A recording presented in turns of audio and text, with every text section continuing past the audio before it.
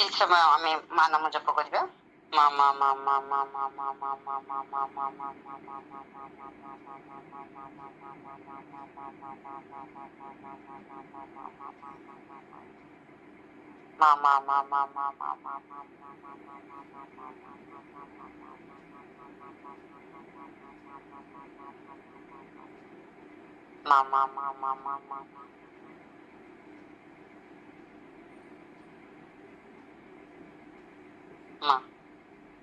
ମା हे ମା ଦୁର୍ଗା, ତୁମେ ଭାରତର ଶକ୍ତି ସ୍ୱରୂପିଣୀ।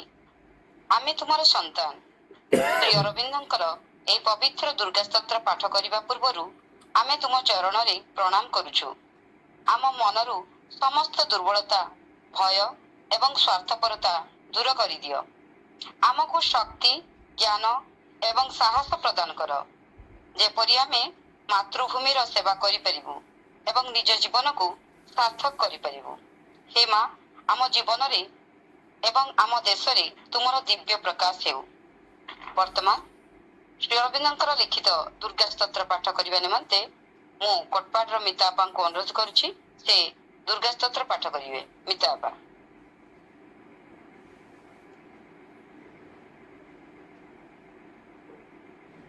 କରୁଣାମୟ ମା, ପରମ ପ୍ରଭୁ ଶ୍ରୀ ଅରବିନ୍ଦ, ଆଜିର ଅନଲାଇନ ପାଠଶାଳାରେ ଉପସ୍ଥିତ ଥିବା ସମସ୍ତ ଅପଭାଙ୍କୁ ବନ୍ଦେ ମାତରମ୍। ଦୁର୍ଗା ସ୍ତୋତ୍ର। ମାତଃ ଦୁର୍ଗେ ସିଂହ ବାହିନୀ ସର୍ବଶକ୍ତିଦାୟିନୀ, ମାତଃ ଶିବ ପ୍ରିୟେ, ତୋର ଶକ୍ତିଂ ସଜାତ ଆମ୍ଭେମାନେ ଭାରତ ବର୍ଷର ଯୁବକ ଗଣ ତୋର ମନ୍ଦିରରେ ଆସିନା ପ୍ରାର୍ଥନା କରୁଛୁ। ଶୁଣ ମାତଃ, ଏହି ଭାରତ ବର୍ଷେ ପ୍ରକାଶ ହୁଅ। ମାତଃ ଦୁର୍ଗେ, ଯୁଗେ ଯୁଗେ ମାନବ ଶରୀରରେ ଅବତୀର୍ଣ୍ଣ ହୋଇ ଜନ୍ମେ ଜନ୍ମେ ତୋର ହିଁ କାର୍ଯ୍ୟ କରି ତୋ ଆନନ୍ଦ ଧାମରେ ଫେରି ଯାଉ। ଏଥର ବି ଜନ୍ମ ହୋଇ ତୋହରି କାର୍ଯ୍ୟରେ ହିଁ ଆମ୍ଭେମାନେ ବ୍ରତୀ। ଶୁଣ ମାତଃ, ଏହି ଭାରତ ବର୍ଷେ ସହାୟ ହୁଅ। ମାତଃ ଦୁର୍ଗେ, ସିଂହ ବାହିନୀ ତ୍ରିଶୂଳ ଧାରିଣୀ, ବର୍ମ ଆବୃତ ସୁନ୍ଦର ଶରୀରେ ମାତଃ ଜୟଦାୟିନୀ, ତୋ ପ୍ରତୀକ୍ଷାରେ ଭାରତ ରହିଅଛି, ତୋର ସେହି ମଙ୍ଗଳମୟ ମୂର୍ତ୍ତି ଦେଖିବାକୁ ଉତ୍ସୁକ। ଶୁଣ ମାତଃ, ଏହି ଭାରତ ବର୍ଷେ ଆବିର୍ଭୂତ ହୁଅ, ପ୍ରକାଶ ହୁଅ। ମାତଃ ଦୁର୍ଗେ, ବଳଦାୟିନୀ, ପ୍ରେମଦାୟିନୀ, ଜ୍ଞାନଦାୟିନୀ, ଶକ୍ତି ସ୍ୱରୂପିଣୀ, ଭୀମେ ସୌମ୍ୟ ରୌଦ୍ର ରୂପିଣୀ, ଜୀବନ ସଂଗ୍ରାମେ ଭାରତ ସଂଗ୍ରାମେ ତୋର ପ୍ରେରିତ ଯୋଦ୍ଧା ଆମେମାନେ। ଦିଅ ମା ପ୍ରାଣେ ମନେ ଅସୁରର ଶକ୍ତି, ଅସୁରର ଉଦ୍ୟମ, ଦିଅ ମା ହୃଦୟରେ ବୁଦ୍ଧିରେ ଦେବ ଚରିତ୍ର, ଦେବ ଜ୍ଞାନ। ମାତଃ ଦୁର୍ଗେ, ଜଗତ ଶ୍ରେଷ୍ଠ ଭାରତ ଜାତି ନିବିଡ଼ ତିମିରରେ ଆଚ୍ଛନ୍ନ ଥିଲା, ତୁ ହିଁ ମାତଃ ଗଗନ ପ୍ରାନ୍ତରେ ଅଳ୍ପ ଅଳ୍ପ ଉଦୟ ହେଉଛୁ। ତୋର ସ୍ୱର୍ଗୀୟ ଶରୀରର ତିମିର ବିନାଶିନୀ ଆଭାରେ ଉଷାର ପ୍ରକାଶ ହେଲା। ଆଲୋକ ବିସ୍ତାର କର ମାତଃ, ତିମିର ବିନାଶ କର। ମାତଃ ଦୁର୍ଗେ, ଶ୍ୟାମଳା, ସର୍ବ ସୌନ୍ଦର୍ଯ୍ୟ ଅଳଙ୍କୃତା, ଜ୍ଞାନ ପ୍ରେମ ଶକ୍ତିର ଆଧାର ଭାରତ ଭୂମି ତୋର ବିଭୂତି ଆଜି ପର୍ଯ୍ୟନ୍ତ ଶକ୍ତି ସଂହରଣରେ ଆତ୍ମଗୋପନ କରିଥିଲା। ଆଗତ ସେହି ଯୁଗ, ଆଗତ ସେହି ଦିନ, ଯେତେବେଳେ ସମଗ୍ର ବିଶ୍ୱର ଭାର ସ୍କନ୍ଧରେ ବହନ କରି ଭାରତ ଜନନୀ ଉଠୁଅଛି। ଆସ ମାତଃ, ପ୍ରକାଶ ହୁଅ। ମାତଃ ଦୁର୍ଗେ, ତୋର ସନ୍ତାନ ଆମ୍ଭେମାନେ, ତୋ ପ୍ରସାଦରେ ତୋ ପ୍ରଭାବରେ ମହତ୍ କାର୍ଯ୍ୟ ମହତ୍ ଭାବରେ ଉପଯୁକ୍ତ ହେଉ। ହେ ମାତଃ, ବିନାଶ କର କ୍ଷୁଦ୍ରତା, ବିନାଶ କର ସ୍ୱାର୍ଥ, ବିନାଶ କର ଭୟ। ମାତଃ ଦୁର୍ଗେ, କାଳ ରୂପିଣୀ, ମୁଣ୍ଡ ମାଳିନୀ, ଦିଗମ୍ବରେ କୃପାଣ ପାଣି ଦେବୀ, ଅସୁର ବିନାଶିନୀ, କ୍ରୂର ନିନାଦରେ ଅନ୍ତଃସ୍ତରୀକୁ ବିନାଶ କର। ଗୋଟିଏ ବି ଯେପରି ଆମମାନଙ୍କ ମଧ୍ୟରେ ଜୀବିତ ରହି ନ ପାରେ, ବିମଳ ନିର୍ମଳ ଯେପରି ହେଉ, ଏହି ପ୍ରାର୍ଥନା ମାତଃ, ପ୍ରକାଶ ହୁଅ।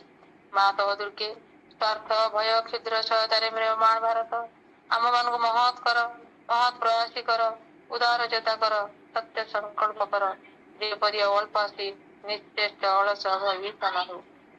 ମାତଃ ଦୁର୍ଗେ, ଯୋଗ ଶକ୍ତି ବିସ୍ତାର କର, ଆମେ ହିଁ ତୋର ପ୍ରିୟ ଆର୍ଯ୍ୟ ସନ୍ତାନ। ଆମ ମାନଙ୍କ ମଧ୍ୟରେ ଲୁପ୍ତ ଶିକ୍ଷା, ଚରିତ୍ର, ମେଧା ଶକ୍ତି, ଶ୍ରଦ୍ଧା, ଭକ୍ତି, ତପସ୍ୟା, ବ୍ରହ୍ମଚର୍ଯ୍ୟ, ସତ୍ୟ ଜ୍ଞାନ ବିକାଶ କରି ଜଗତରେ ବିତରଣ କର। ମାନବ ସହାୟ ଦୁର୍ଗତି ନାଶିନୀ ଜଗଦମ୍ବେ, ପ୍ରକାଶ ହୁଅ।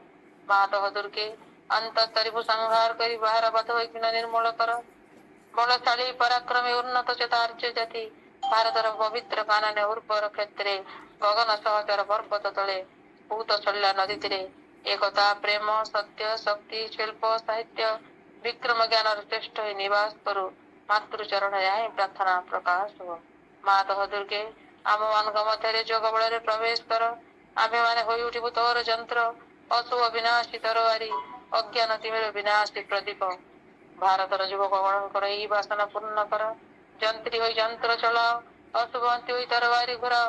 ଜ୍ଞାନ ଦୀପ୍ତି ପ୍ରକାଶିନୀ ହୋଇ ପ୍ରଦୀପ ଧର, ପ୍ରକାଶ ହୁଅ। ମା ତୋ ଦୁର୍ଗେ, ତୋତେ ପାଇଲେ ଆଉ ବିସର୍ଜନ କରିବୁ ନାହିଁ। ଶ୍ରଦ୍ଧା ଭକ୍ତି ପ୍ରେମର ଡୋରରେ ବାନ୍ଧି ରଖିବୁ। ଆସ ମା ତୋ ଆମମାନଙ୍କ ମନ ପ୍ରାଣ ଶରୀରରେ ପ୍ରକାଶ ହୁଅ। ବୀର ମାର୍ଗ ପ୍ରଦର୍ଶିନୀ ଆସ, ଆଉ ବିସର୍ଜନ କରିବୁ ନାହିଁ। ଆମମାନଙ୍କ ସମଗ୍ର ଜୀବନ ହେଉ ନିରବଚ୍ଛିନ୍ନ ଦୁର୍ଗା ପୂଜା। ଆମମାନଙ୍କ ସକଳ କାର୍ଯ୍ୟ ଅବିରତ ପବିତ୍ର ପ୍ରେମମୟ ଶକ୍ତିମୟ ମାତୃ ସେବା ବ୍ରତ ହେଉ। ଏହା ହିଁ ପ୍ରାର୍ଥନା ମା ତୋ ଭାରତରେ ଆବିର୍ଭୂତ ହୁଅ। ପ୍ରକାଶ ହୁଅ ମା, ପ୍ରକାଶ ହୁଅ। ବନ୍ଦେ ମାତରମ୍। ଧନ୍ୟବାଦ ଅପା। ହେ ଦିବ୍ୟ ଜନନୀ ଶ୍ରୀମା, ତୁମର ଧ୍ୟାନ ଓ ପ୍ରାର୍ଥନା ପୁସ୍ତକ କେବଳ ଶବ୍ଦର ସମାହାର ନୁହେଁ, ଏହା ତୁମର ଅନ୍ତରର ଗଭୀର ଅନୁଭୂତି ଏବଂ ଭଗବାନଙ୍କର ସହ ସଂଳାପ। ଆଜି ଏହି ଦିନଲିପି ପାଠ କରିବା ପୂର୍ବରୁ ମୁଁ ମୋର ସମସ୍ତ ଚିନ୍ତା ଓ ବ୍ୟଗ୍ରତାକୁ ତୁମ ଚରଣରେ ସମର୍ପଣ କରୁଛି। ମୋ ମନକୁ ଶାନ୍ତ କର, ମୋ ହୃଦୟର କବାଟ ଖୋଲିଦିଅ, ଯେପରି ତୁମର ଏହି ଦିବ୍ୟ ବାଣୀ ମୋ ହୃଦୟକୁ ସ୍ପର୍ଶ କରିବ ଏବଂ ମୋତେ ରୂପାନ୍ତରିତ କରିପାରିବ। ଆମ ଭିତରେ ତୁମ ପ୍ରେମ ଓ ଶାନ୍ତି ପ୍ରତିଷ୍ଠା ହେଉ। ମାଙ୍କ ଲିଖିତ ଦିନଲିପି ମଧ୍ୟରୁ ଗୋଟିଏ ପ୍ରାର୍ଥନା ପାଠ କରିବା ନିମନ୍ତେ ମୁଁ ସୁନାବେଡାର ଜ୍ୟୋତି ଅପାଙ୍କୁ ଅନୁରୋଧ କରୁଛି, ସେ ଧ୍ୟାନ ପ୍ରାର୍ଥନା ପାଠ କରିବେ। ଜ୍ୟୋତି ଅପା। ଧନ୍ୟବାଦ ଅପା। ସମସ୍ତଙ୍କୁ ମୋର ବନ୍ଦେ ମାତରମ୍। ଧ୍ୟାନ ପ୍ରାର୍ଥନା ଜୁନ୍ 27, 1913। ତୁମ କଣ୍ଠସ୍ୱର ଏଡ଼େ ନମ୍ର, ଏଡ଼େ ନିରପେକ୍ଷ, ଧୈର୍ଯ୍ୟ ଓ କରୁଣା ଭାବ ଯୋଗୁଁ ଏପରି ମହନୀୟ ଯେ ସେଥିରେ କୌଣସି କର୍ତ୍ତୃତ୍ୱ ବା ସ୍ୱ ଇଚ୍ଛା ସାବ୍ୟସ୍ତର ଭାବ ନଥାଏ, ବରଂ ତାହା ଆସେ ଏକ ମଧୁର ଓ ନିର୍ମଳ ଶୀତଳ ସମୀରଣ ସମ। ବେସୁରା ବାଦ୍ୟ ବିତାନ ଭିତରେ ସଂହତି ସୂର୍ଯ୍ୟକ ସ୍ଫଟିକ ସ୍ୱଚ୍ଛ ମୃଦୁ ଧ୍ୱନି ସମ। ଯିଏ ସେ ଧ୍ୱନି ଶୁଣିବାକୁ, ସେ ହିଲ୍ଲୋଳରେ ନିଶ୍ୱାସ ନେବାକୁ ଜାଣେ, ସେ ବ୍ୟକ୍ତି ପାଇଁ ତହିଁ ଏଭଳି ସୌନ୍ଦର୍ଯ୍ୟର ଐଶ୍ୱର୍ଯ୍ୟ, ବିଶୁଦ୍ଧ ସୌମନସ୍ୟ ଓ ମହତୀ ରାଜଜ୍ୱଲ୍ୟର ଏପରି ମହକ ସଂରକ୍ଷିତ ଥାଏ ଯେ ସେଥିଯୋଗୁଁ ସକଳ ମୂଢ଼ ଭ୍ରାନ୍ତି ହୋଇଯାଏ ନିଶ୍ଚିହ୍ନ ଅଥବା ହୁଏ ସ୍ୱଳ୍ପ ଦୃଷ୍ଟ ଅପୂର୍ବାଶ୍ଚର୍ଯ୍ୟ ସତ୍ୟର ସାନନ୍ଦ ସ୍ୱୀକୃତିରେ ରୂପାନ୍ତରିତ। ଧନ୍ୟବାଦ। ଧନ୍ୟବାଦ ଅପା। ବନ୍ଦନା ଏକ ଏଭଳି ପରିବେଶ ସୃଷ୍ଟି କରେ ଯାହା ଫଳରେ ଆମେ ଭଗବାନଙ୍କ ସହ ଯୁକ୍ତ ହେବା ସ୍ୱାଭାବିକ ହୋଇଥାଏ। ଏହା ଆମ ଭାବନା ମଧ୍ୟ ଦେଇ ହୃଦୟକୁ ସ୍ପର୍ଶ କରେ ଏବଂ ଭଗବତ ଅନ୍ତର୍ମୁଖୀ ନିମନ୍ତେ ସହଯୋଗ କରେ। ମାତୃ ସଙ୍ଗୀତ ମାଧ୍ୟମରେ ଦିବ୍ୟ ପରିବେଶଟି ସୃଷ୍ଟି କରିବା ନିମନ୍ତେ ମୁଁ କଟପାଡର ସୁରମା ଅପାଙ୍କୁ ଅନୁରୋଧ କରୁଛି, ସେ ଏକ ସୁନ୍ଦର ମାତୃବନ୍ଦନା ଗାନ କରି ଆମମାନଙ୍କୁ ଅନ୍ତର୍ମୁଖୀ କରିବା ହେବେ। ଅପା। କରୁଣାମୟୀ ମା, ପରମ ପ୍ରଭୁ ଶ୍ରୀ ଅରବିନ୍ଦ, ଏହି ଇଣ୍ଟିଗ୍ରାଲ ସ୍କୁଲ କୋରାପୁଟ ଆଇଡି ଅନଲାଇନରେ ଯୋଡ଼ି ହେଇଥିବା ସମସ୍ତ ମାତୃପ୍ରେମୀ ଭାଇ ଓ ଅପାଙ୍କୁ ମୋର ଆନ୍ତରିକ ପ୍ରଣାମ।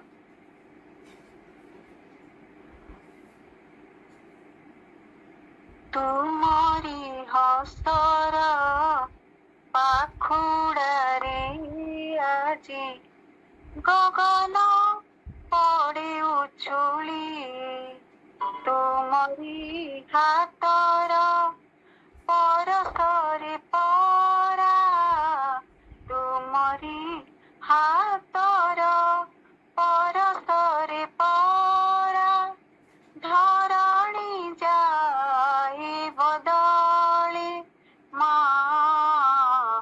ଧରଣୀ ଯାଇ ବଦଳି, ତୁମରି ହସର ପାଖୁଡ଼ାରେ ଆଜି ଗଗନ ପଡ଼ି ଉଛୁଳି, ଶିରରେ ଆମର ତୁମ ପାଦ ଧୂଳି, ହୃଦୟରେ ତୁମ ବାଣୀ, ଆମ ଆଖି ଆଗେ ଭାସୁଥାଉ ସଦା, ତୁମ ମଧୁର ଚାହାଣୀ, ଶିରରେ ଆମର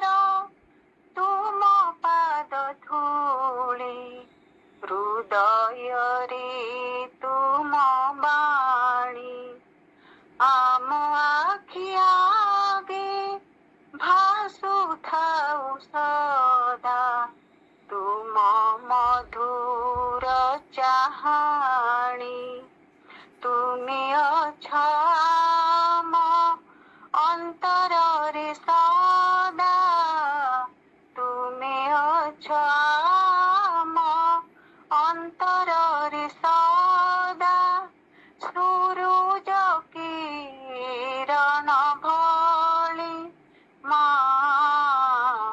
ସୂରୁଜ କିରଣ ଭଳି ତୁମରି ହସ୍ତର ପାଖୁଡ଼ାରେ ଆଜି ଗଗନ ପଡ଼େ ଉଛୁଳି ମୁଖରେ ଆମର ତୁମ ନାମ ଜପ ବାହୁରେ ତୁମରି ବଳ ତୁମରି କାମରେ ଦିନ ଯାଉ ବିତି ସରି ଯାଉ ସବୁ କାଳ ମୁଖରେ ଆମର ତୁମ ନାମ ଜପ ବାହୁରେ ତୁମରି ବଳ ତୁମରି କାମରେ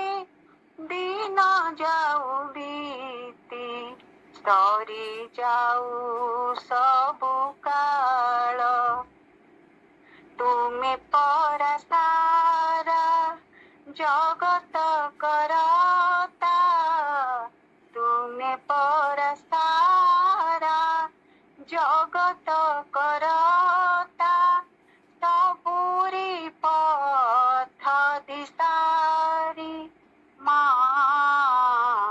ସବୁରି ପଥ ଦିଶାରି ତୁମରି ହସର ପାଖୁଡ଼ାରେ ଆଜି ଗଗନ ପଡ଼େ ଉଛୁଳି ତୁମରି ହାତର ପରଶରେ ପରା ତୁମରି ହାତର ପରଶରେ ପରା ଧରଣୀ ଯାଇ ବଦଳି ମା ଧରଣୀ ଯାଇ ବଦଳି ଧରଣୀ ଯାଇ ବଦଳି ବନ୍ଦେ ମାତରମ୍। ଅତି ସୁନ୍ଦର ଅପା, ବହୁତ ସୁନ୍ଦର ବନ୍ଦନା। ବହୁତ ଦିନ ପରେ ଅପାଙ୍କ କଣ୍ଠରୁ ଏଇ ମାତୃବନ୍ଦନାଟି ପୁଣି ଥରେ ଶୁଣିବାକୁ ମିଳିଛି। ଆଉ ଅପାଙ୍କର ଏଇ ମାତୃବନ୍ଦନାଟି ପ୍ରକୃତରେ ଗୋଟେ ସୁନ୍ଦର ପରିବେଶ ସୃଷ୍ଟି କରିଛି, ଗୋଟେ ଆଧ୍ୟାତ୍ମିକ ପରିବେଶ ସୃଷ୍ଟି କରିଛି। ଅପାଙ୍କୁ ଅଶେଷ କୃତଜ୍ଞ। ମାଙ୍କ ପାଖରେ ପ୍ରାର୍ଥନା ଯେ ଅଧିକରୁ ଅଧିକ ସୁନ୍ଦର ମାତୃବନ୍ଦନା ମାଧ୍ୟମରେ ମାଙ୍କ କାର୍ଯ୍ୟରେ ନିଜକୁ ନିୟୋଜିତ କରନ୍ତୁ ଏବଂ ଆମକୁ ସୁନ୍ଦର ମାତୃ ସଙ୍ଗୀତ ଶୁଣାନ୍ତୁ। ଧନ୍ୟବାଦ ଅପା। All knowledge is within and has to be evoked by education rather than instilled from outside. ସମସ୍ତ ଜ୍ଞାନ ଅନ୍ତରରେ ରହିଛି ଓ ତାହାକୁ ଶିକ୍ଷା ଦ୍ୱାରା ବାହାରୁ ଆରୋପିତ ନ କରି ଅନ୍ତରରୁ ବିକଶିତ କରିବାକୁ ପଡ଼ିବ। ଶ୍ରୀ ଅରବିନ୍ଦ।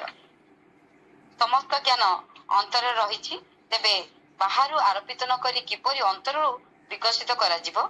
ଆମେ ଗତ ସପ୍ତାହରେ ଭାଇ ଆମକୁ ଅତି ସୁନ୍ଦର ପୁଙ୍ଖାନୁପୁଙ୍ଖ ଭାବରେ ଶିକ୍ଷା ପ୍ରସଙ୍ଗରେ ଆଲୋଚନା କରିଥିଲେ। ବର୍ତ୍ତମାନ ଭାଇଙ୍କୁ ମୁଁ ପ୍ରଣାମ କରି ଅନୁରୋଧ ରଖୁଛି, ଭାଇ ଆଜିର ବିଷୟବସ୍ତୁ ଉପରେ ଆଲୋଚନା କରନ୍ତୁ। ଶିକ୍ଷା ପ୍ରସଙ୍ଗଟି ଆଗେଇ ନିଅନ୍ତୁ। ପୂଜ୍ୟ ଅଜୟ ଭାଇଙ୍କୁ ପ୍ରଣାମ କରୁଛି ଏବଂ ଅନୁରୋଧ ରଖୁଛି ଭାଇ ଆଜିର କାର୍ଯ୍ୟକ୍ରମଟିକୁ ଆଗେଇ ନିଅନ୍ତୁ। ଭାଇ प्रणाम are the lotus feet of the divine mother. करुणामयी माँ परम प्रभु श्री अरविंद उपस्थित थिबा समस्त मातृ सन्तान। शिक्षा प्रसंग जीवन तमाम शिक्षा चले तेणु शिक्षार अंत नहीं। तो गोटे कथा आम मैंने बड़ भाग्यवान जे माँ से को भल पाइचु। पूर्णांग जोग बा पूर्णांग शिक्षार धारा भितर को आम आसीचु, जहाद्वारा आमे भविष्यत पई प्रस्तुत हो पारिबा। जीवन को दिव्य करने सहित पृथ्वी रे दिव्य जन प्रतिष्ठा करिवारे उपयुक्त जंत्र ही जीवन को सार्थक करि पारिबा। ବର୍ତ୍ତମାନ ଆମକୁ ମା ସେ ସୁଯୋଗଟା ଦେଇଛନ୍ତି। ତାର ମାଧ୍ୟମ ହେଉଛି ଜୀବନକୁ ପୂର୍ଣ୍ଣତା ରୂପ ଦେବାର ମାଧ୍ୟମ ହେଉଛି ଶିକ୍ଷା। ଶିକ୍ଷାର ମାଧ୍ୟମ ଭିନ୍ନ ଭିନ୍ନ ପ୍ରକାର ହେଇପାରେ, କିନ୍ତୁ ଲକ୍ଷ୍ୟ ହେଉଛି ଗୋଟିଏ। ଲକ୍ଷ୍ୟ ହେଲା ଜୀବନରେ ପୂର୍ଣ୍ଣତା ଲାଭ କରିବା। ତେଣୁ ଏଇ ଯେଉଁ ପୂର୍ଣ୍ଣତା ବାସ୍ତବରେ ଭଗବାନ ଆମଠୁ ଯାହା ଆଶା କରୁଛନ୍ତି ଆମେ ତାହିଁ ହେବା, ୟା ନାଁ ହେଉଛି ପୂର୍ଣ୍ଣତା। ଭଗବାନ ଆମଠୁ ଯାହା ଆଶା କରୁଛନ୍ତି, ଆମ ବେଷ୍ଟରେ ଆମେ ଯାହା ହେଇପାରିବା, ସେଇଟା ହେଉଛି ଆମ ପାଇଁ ପୂର୍ଣ୍ଣତା। ଆମେ ଅତି ବେଶୀରେ କ'ଣ ହେଇପାରିବା? We are sons of God must even as he। ଆମେ ସବୁ ଭଗବାନଙ୍କ ପିଲା, ନିଶ୍ଚୟ ଦିନେ ତାଙ୍କରି ପରି ହବା। ଆମେ ସବୁ ମାଙ୍କର ପିଲା, ନିଶ୍ଚୟ ଦିନେ ତାଙ୍କରି ପରି ହବା। We are sons of God। ଆମେ ସବୁ ଭଗବାନଙ୍କର ପିଲା, must be even as he। ଏମିତି ଏକ ଦିନ ଆସି ନିଶ୍ଚିତ ପହଞ୍ଚିବ ଯେଉଁଦିନ କି must be ନିଶ୍ଚିତ ହବା, even as he, ଠିକ୍ ତାଙ୍କରି ଭଳିଆ। ତେଣୁ ଆମେ ଯେହେତୁ ତାଙ୍କରି ପରି ହବୁ, we are sons of God, ଆମେ ସବୁ ଭଗବାନଙ୍କ ପିଲା, must be even as he, ନିଶ୍ଚୟ ଦିନେ ତାଙ୍କରି ପରି ହବା। ତେଣୁ ଆମେ ଭଗବାନଙ୍କ ପିଲା ତାଙ୍କରି ପରି ହବା। ଏ ହବା ଦିଗରେ, ଭଗବାନ ହେବା ଦିଗରେ, ଭଗବାନଙ୍କୁ ପ୍ରକାଶ କରିବା ଦିଗରେ ଯେ ସାହାଯ୍ୟ କରେ, ତା ନାଁ ହେଉଛି ଶିକ୍ଷା। ତେଣୁ ଏଇ ଯେଉଁ ଶିକ୍ଷା, ଆମେ ଯେଉଁ ଶିକ୍ଷାର ଧାରା ଭିତରକୁ ଆସିଛୁ, ଗୋଟିଏ କଥା ମନେ ରଖିବା ଦରକାର, ଏଇ ଶିକ୍ଷାଟା ଜନ୍ମର ଆରମ୍ଭରୁ ଆରମ୍ଭ ହୋଇ ସମଗ୍ର ଜୀବନ ବ୍ୟାପୀ ଚାଲେ। ଏଇ ଯେଉଁ ଶିକ୍ଷା ଜନ୍ମର ଆରମ୍ଭରୁ, ଆଚ୍ଛା ଏଠି ଜନ୍ମର ଆରମ୍ଭରୁ ଯେତେବେଳେ ହବ, ତାହେଲେ କାହା ପାଖରୁ ହେଇଥିବ? ଜନ୍ମର ଆରମ୍ଭରୁ ମାନେ ମା ଗର୍ଭ ଭିତରୁ। ଆଚ୍ଛା, ମାର ଗର୍ଭ ହେଉଛି ଗୋଟେ କ୍ଷେତ, ଏବଂ କ୍ଷେତରେ ଆମେ ଯେମିତି ଚାଷ କରୁଛୁ, ବିହନ ବୁଣୁଛୁ, ତାପରେ ଭଲ ଗଛ ହେଉଛି। କ୍ଷେତ ଯଦି ଅନୁର୍ବର ହେଲା, ତାହେଲେ ଫଳ ହେବନି, ଗଛ ଭଲ ହେବନି, ଫଳ ଭଲ ହେବନି। ଯଦି କ୍ଷେତ ଉର୍ବର ହେଲା, ତାହେଲେ ଫସଲ ଭଲ ହେବ। ଆଚ୍ଛା, ଯେଉଁ ମଞ୍ଜିଟି ପଡ଼ିବ ସେଇ ମାନେ ଭଲ ହେଇଥିବା ଦରକାର, ଫସଲ ହେଇନଥିବା ଦରକାର। ତେଣୁ ଉଭୟ ବାପା ଏବଂ ମା, ଏ ଦୁଇ ଜଣଙ୍କର ଚେତନାର ସ୍ଥିତି ଅନୁସାରେ ଶିକ୍ଷା ମାତୃ ଗର୍ଭରୁ ଆରମ୍ଭ ହୋଇ ସମଗ୍ର ଜୀବନ ବ୍ୟାପୀ ଚାଲିବ। ତେଣୁ ଜଣେ ବାପା ଏବଂ ମା ଆଗ ସଚେତନ ଥିବା ଦରକାର। ସତରେ ଆମେ ଯଦି ବିବାହ କରୁ, କ'ଣ ପାଇଁ ବିବାହ କରିବୁ? ସତରେ କ'ଣ ଆମେ ପଶୁତ୍ୱକୁ ଅତିକ୍ରମ କରିବା ପାଇଁ ବିବାହ କରୁଛୁ? ସତରେ କ'ଣ ମାନବ ଜୀବନରେ ପୂର୍ଣ୍ଣତା ଆଣିବା ପାଇଁ ଆମ ଭିତରେ ବ୍ୟାକୁଳତା ଅଛି?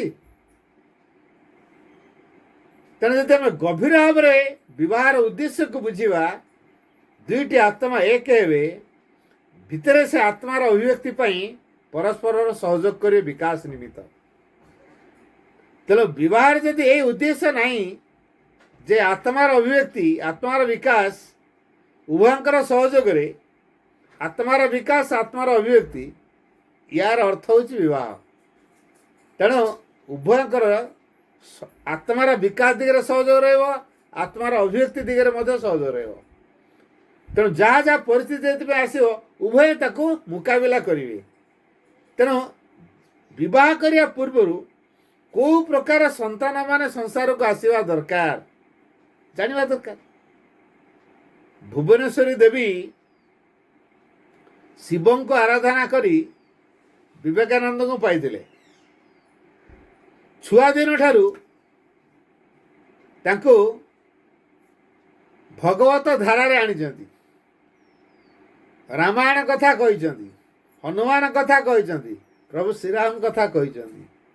ଏମିତିକି ଏଇ ଛୁଆ ହନୁମାନଙ୍କୁ ଦେଖା କରିବା ପାଇଁ ଯେ କଦଳୀ ବଗିଚାରେ ଜଗିଲା, କାରଣ କଦଳୀ ଖାଇବା ପାଇଁ ଆସିବେ ହନୁମାନ, ତେଣୁ ମୁଁ ନିହାତି ତାଙ୍କୁ ଦେଖା କରିବି। ତେଣୁ ଜଗିକି ରହିଲା। ତାର ଏଇ ଯେଉଁ ଅନନ୍ୟ ନିଷ୍ଠା, ଛୁଆଦିନ ଠାରୁ ଭଗବାନଙ୍କର ସହିତ ସାକ୍ଷାତ କରିବାର ଯେଉଁ ଭାବ ଦିନେ ତାକୁ ମହାନ କଲା। ବିଶ୍ୱବିଜୟୀ ବିବେକାନନ୍ଦ ହେଲେ। ମା ତାକୁ ସନ୍ନ୍ୟାସୀ ଖେଳ ଶିଖଉଥିଲେ। ସନ୍ନ୍ୟାସୀ ମାନେ ତପସ୍ୟାରେ ବସିବେ, କିଛି ତପସ୍ୟା ଭାଙ୍ଗିବେ। ଯେଉଁମାନେ ଶେଷ ପର୍ଯ୍ୟନ୍ତ ରହିଲେ, ଧ୍ୟାନ ତାଙ୍କର ଭାଙ୍ଗିଲା ନାହିଁ, ସେ ବିଜୟୀ ହେଲା। ଅନ୍ୟମାନେ ତ କାନ୍ଧରେ ଧରିକି ଗାଁଟା ବୁଲଉଥିଲେ। ଆଉ ଏଇ ଯେଉଁ ବିବେକାନନ୍ଦ ଧ୍ୟାନରେ ସବୁବେଳେ ଫାଷ୍ଟ ହୁଅନ୍ତି, କେହି ତାଙ୍କୁ ହରେଇ ପାରନ୍ତିନି। ସବୁ ପିଲା ଚିନ୍ତା କଲେ ୟା ଧ୍ୟାନକୁ ଆଜି ଭଙ୍ଗ କରିବା। କେମିତି ଭଙ୍ଗ କରିବା? ବିଭିନ୍ନ ପ୍ରକାର ବାହାନା କରିବା, ଏଇ ସାପ ସାପ କହିବା, ବାଜା ବଜେଇବା, ଶବ୍ଦ କରିବା, ବହୁତ ପ୍ରକାର ଉଦ୍ୟମ କରାହେଇଛି। ଦିନେ ସାପ ସାପ ବୋଲି ହାଉଳିଲେ, ସେ ଆଖି ଖୋଲିନାହାନ୍ତି। ଆଉ ବାସ୍ତବରେ ଦିନେ ଗୋଟେ ସାପ ଆସି ପହଞ୍ଚି ଯାଇଥିଲା, ଯିଏ ଯୁଆଡ଼େ ଦୌଡ଼ିଲେ। କିନ୍ତୁ ବିବେକାନନ୍ଦ ସେମିତି ବସିକି ଧ୍ୟାନରେ ଓಂ ନମଃ ଶିବାୟ, ଓಂ ନମଃ ଶିବାୟ, ଓಂ ନମଃ ଶିବାୟ, ଓಂ ନମଃ ଶିବାୟ, ଓಂ ନମଃ ଶିବାୟ ଜପୁଥାନ୍ତି। ସାପ ଆସିଲା, ପଣା ଟେକିଲା। ତାଙ୍କର ଅନନ୍ୟ ନିଷ୍ଠାର ନାମ ଜପ ଦେଖି ସାପ ଖସିକି ପଳେଇଲା। ସାଙ୍ଗମାନେ ଆସି କହିଲେ, ହଉ ତମେ ବିଜୟୀ ହେଲ, ଚାଲ ତମକୁ ଆମେ କାନ୍ଧରେ ବସିକି ବୁଲେଇବୁ। ଆଚ୍ଛା କୁହ, ଏ ସାପ ଯେଉଁ ବର୍ତ୍ତମାନ ଆସିଥିଲା ତମେ କ'ଣ ଦେଖିନ? କହିଲା ନା, ମୁଁ ତ କିଛି ଜାଣିନି। ଏତେ ଯେଉଁ ନିଷ୍ଠାର ସହିତ ତମେ ଯେଉଁ ଧ୍ୟାନ କରୁଛ, ଏଇଟା ସମ୍ଭବ କେମିତି? କହିଲେ ମୋ ମା ମୋତେ ଶିଖେଇଛନ୍ତି। ଛୁଆଦିନ ଠାରୁ ମୋ ମା ମୋତେ ଧ୍ୟାନ କେମିତି କରାହେବ, ଜପ କେମିତି କରାହେବ ସେ ଶିଖେଇଛନ୍ତି। କାରଣ ଭୁବନେଶ୍ୱରୀ ଦେବୀ ଧ୍ୟାନ ଓ ଜପ କରି କରି ପ୍ରଭୁ ଶିବଙ୍କୁ ସନ୍ତୁଷ୍ଟ କରି ବିବେକାନନ୍ଦଙ୍କୁ ପାଇଛନ୍ତି। ତେଣୁ ଭଗବାନକୁ ଆସ୍ପୃହା କରିବା ଦିବ୍ୟ ସନ୍ତାନଟିଏ ପାଇଁ କେତେ ଜଣ ମା ଆଜିକାଲି ଚାହିଁଛନ୍ତି। ଟ୍ରୁ ମାଟର୍ନିଟିଟାକୁ କହିଲେ କ'ଣ ବୁଝାଏ? କ'ଣ ଜନ୍ମ ଦେଇଦେଲେ ମାତୃତ୍ୱ ଅର୍ଜନ କରାଯାଏ? ନା। ତେଣୁ to create a true being is true maternity. ଗୋଟେ ଯଥାର୍ଥ ସତ୍ତାକୁ ସୃଷ୍ଟି କରିବା ହେଉଛି ଯଥାର୍ଥ ମାତୃତ୍ୱ। ଗୋଟେ ଯଥାର୍ଥ ସତ୍ତାକୁ ସୃଷ୍ଟି କରିବା। ଏ ଯେଉଁ ମହାନ ମହାନ ଆତ୍ମାମାନେ ଅଛନ୍ତି, ସଂସାରକୁ ଆସିପାରୁନାହାନ୍ତି, ସେଭଳି ମାତୃଗର୍ଭ ପାଉନାହାନ୍ତି। କେବେ ଆମେ ସେହି ପ୍ରକାର ଏକ ପରିବେଶ ତିଆରି କଲେଣି? ଆଜିର ଏଇ ଯେଉଁ ଛୁଆମାନେ କେବେ ସେଇ ଭଗବାନଙ୍କୁ ପ୍ରାର୍ଥନା କଲେଣି କି ଯେ ଆମେ ସ୍ୱାମୀ ବିବେକାନନ୍ଦଙ୍କ ଭଳି ଆତ୍ମା ଚାହୁଁଛୁ, ଯୀଶୁ ଭଳି ଆତ୍ମା ଚାହୁଁଛୁ, ଶ୍ରୀଚୈତନ୍ୟ ଭଳି ଆତ୍ମା ଚାହୁଁଛୁ, ରାମକୃଷ୍ଣ ପରମହଂସ ଭଳି ଆତ୍ମା ଚାହୁଁଛୁ? ଏଇଭଳି ଅନେକ ଅନେକ ମହାନ ଆତ୍ମାଙ୍କ ବିଷୟରେ ପିଲାମାନଙ୍କର ଧାରଣା ଆସିଲାଣି କି? ଆମେ ତାଙ୍କୁ ସେଇଭଳି କଥା କହୁଛୁ କି? ତେଣୁ ଆମ ପାଠ୍ୟକ୍ରମ ଭିତରେ ଯଦିଓ ଏଗୁଡ଼ାକ ନାହିଁ, ଆମେ ଏଇଟାକୁ ଶିଖେଇବା ଦରକାର। ଭଗବାନଙ୍କ ସହିତ ଯୋଡ଼ି ଶିଖିବା ଦରକାର। ପ୍ରତି ମୁହୂର୍ତ୍ତରେ ଭଗବାନଙ୍କ ସହିତ ସେ କେମିତି ସମ୍ପର୍କ ଯୋଡ଼ିବ, ତାର ପ୍ରତ୍ୟେକଟି ସାହାଯ୍ୟକୁ ସେ କେମିତି ଭଗବାନ ପାଖରେ ନିର୍ଭର କରିବ, ଭଗବାନ ପାଖରୁ ମାଗିବ, ଏଇ କଥାଟି ଆମେ ଉଭୟ ଶିକ୍ଷକ ଏବଂ ବାପା ମା ଶିଖେଇବା ଦରକାର ଛୁଆକୁ। ଆମେ ଶିଖେଇବା କେମିତି? ନିଜେ ଉଦାହରଣ ହେଇକି ତାକୁ ଶିଖେଇବା। ଆମେ ଆମର ପ୍ରତ୍ୟେକ ସହାୟତାକୁ ମାଆଙ୍କ ପାଖରୁ ମାଗିବା, ମାଆଙ୍କ ଉପରେ ଭରସା କରିବା, ମାଆଙ୍କ ପାଖରେ ନିବେଦିତ ହେବା, ମାଆକୁ ସବୁ ସମୟରେ ସ୍ମରଣ କରିବା, ମାଆଙ୍କ ନାମ ଜପ ଆମେ କରିବା। ସରଳ ହେଇ ଉଠିବା, ଅକପଟ ହେଇ ଉଠିବା, ନିରହଙ୍କାର ହେଇ ଉଠିବା, ନିଃସ୍ୱାର୍ଥପର ହେଇ ଉଠିବା, ସାହସ ହେଇ ଉଠିବା, ଧୈର୍ଯ୍ୟଶୀଳ ହେଇ ଉଠିବା, ଆଉ ଅଧ୍ୟବସାୟ ହେଇ ଉଠିବା, ସ୍ଥିର ହେଇ ଶିଖିବା, ଅବିଚଳ ରହି ଶିଖିବା, ଉଦାର ମନୋଭାବ ରଖି ଶିଖିବା। ଏଇ ସବୁଗୁଡ଼ିକ ହେଉଛି ଶିକ୍ଷାର ଅସଲ ଉପାଦାନ। ଆମେ ଏ ଦିଗରେ ପିଲାମାନଙ୍କୁ ପରିପୁଷ୍ଟ କରୁନୁ। ଆନ୍ତରିକ କେମିତି ହେବ, ଆନ୍ତରିକତାର କେମିତି ପରିପୁଷ୍ଟ ହେବ, ସତ୍ୟନିଷ୍ଠ କେମିତି ହେବ, ସାହସ କେମିତି ହେବ, ଧୈର୍ଯ୍ୟଶୀଳ କେମିତି ହେବ, ଆଉ ଅକପଟ କେମିତି ହେବ, ନିରହଙ୍କାର କେମିତି ହେବ, ନିଃସ୍ୱାର୍ଥପର କେମିତି ହେବ, ସହିଷ୍ଣୁ କେମିତି ହେବ, ସ୍ଥିର କେମିତି ହେବ, ଅବିଚଳ କେମିତି ହେବ, ଶାନ୍ତ କେମିତି ହେବ, ଉଦାର କେମିତି ହେବ, ମହତ ଭାବାପନ୍ନ କେମିତି ହେବ, ଅଧ୍ୟବସାୟ କେମିତି ହେବ, ଉଦାର କେମିତି ହେବ, ସଂକଳ୍ପୀ କେମିତି ହେବ, ଏଇଥିରେ କେମିତି ବଳିଷ୍ଠ ହେବ, ତାକୁ ପ୍ରଥମେ ଶିଖେଇବା କଥା। ଆମେ ତ ସ୍କୁଲରେ ଛାଡ଼ିଦେଲୁ, କ'ଣ 6 ମାସ ହେଲା ଗଲାଣି, ପାଠ କିଛି ଶିଖିନି, ସଂଖ୍ୟା କିଛି କହିପାରୁନି, ABCD କହିପାରୁନି, କିଛି ଲେଖିପାରୁନି। କ'ଣ ଅପା ପଢ଼ଉନାହାନ୍ତି? ସାଙ୍ଗେ ସାଙ୍ଗେ କୋଶ୍ଚେନ୍ ଏଇ ପ୍ରକାର ହେଲା। 6 ମାସ ହେଲାଣି ଅପା କୋଶ୍ଚେନ୍ ଯେ ଅପା କିଛି ବୋଧେ ପଢ଼ଉନ, ଛୁଆ ଆମର କିଛି କହିପାରୁନି, କିଛି ଲେଖିପାରୁନି, କ'ଣ କି ପାଠ ପଢ଼ା ହେଉଛି ତାହେଲେ? କ'ଣ ଏଇ ସଂଖ୍ୟା କହିଦେଲେ, ନମ୍ବର କହିଦେଲେ ପିଲାର ଜ୍ଞାନ ହେଇଯାଉଛି? ପିଲା କେଉଁ କେଉଁ କଥା ଜାଣିବା ଦରକାର। ପାଠପଢ଼ା ମାଧ୍ୟମରେ ମନକୁ ସ୍ଥିର କରାଯିବ।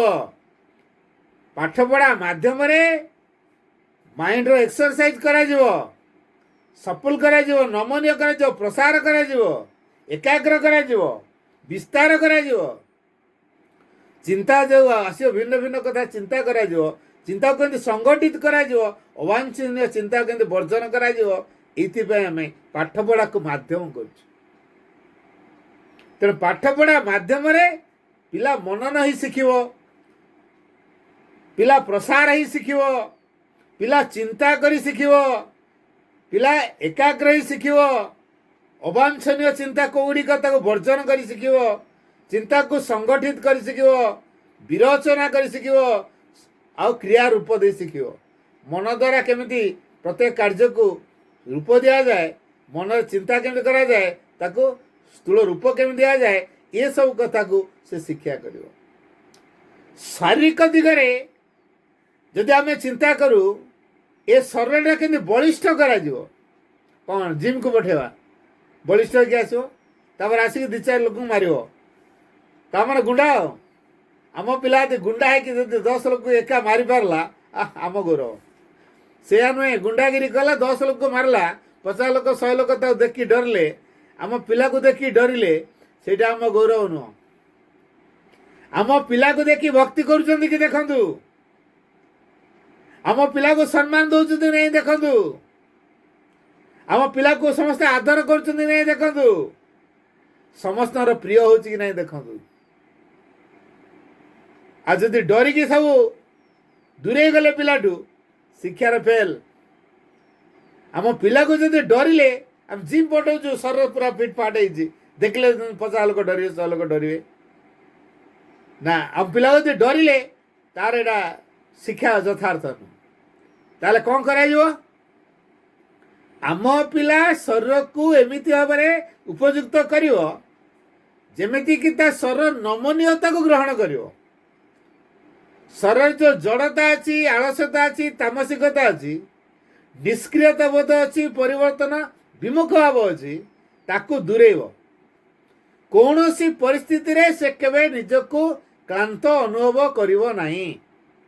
ପ୍ରତି ମୁହୂର୍ତ୍ତରେ ପ୍ରତ୍ୟେକ କାର୍ଯ୍ୟରେ ଯେମିତି ସେ ଉତ୍ସାହୀ ହେବ, ଆଗ୍ରହୀ ହେବ। ଯେଉଁ କାମ ତାର ପରିସର ଭିତରକୁ ଆସିବ ତାକୁ ସେ ଆନନ୍ଦ ମନରେ ଗ୍ରହଣ କରିବ।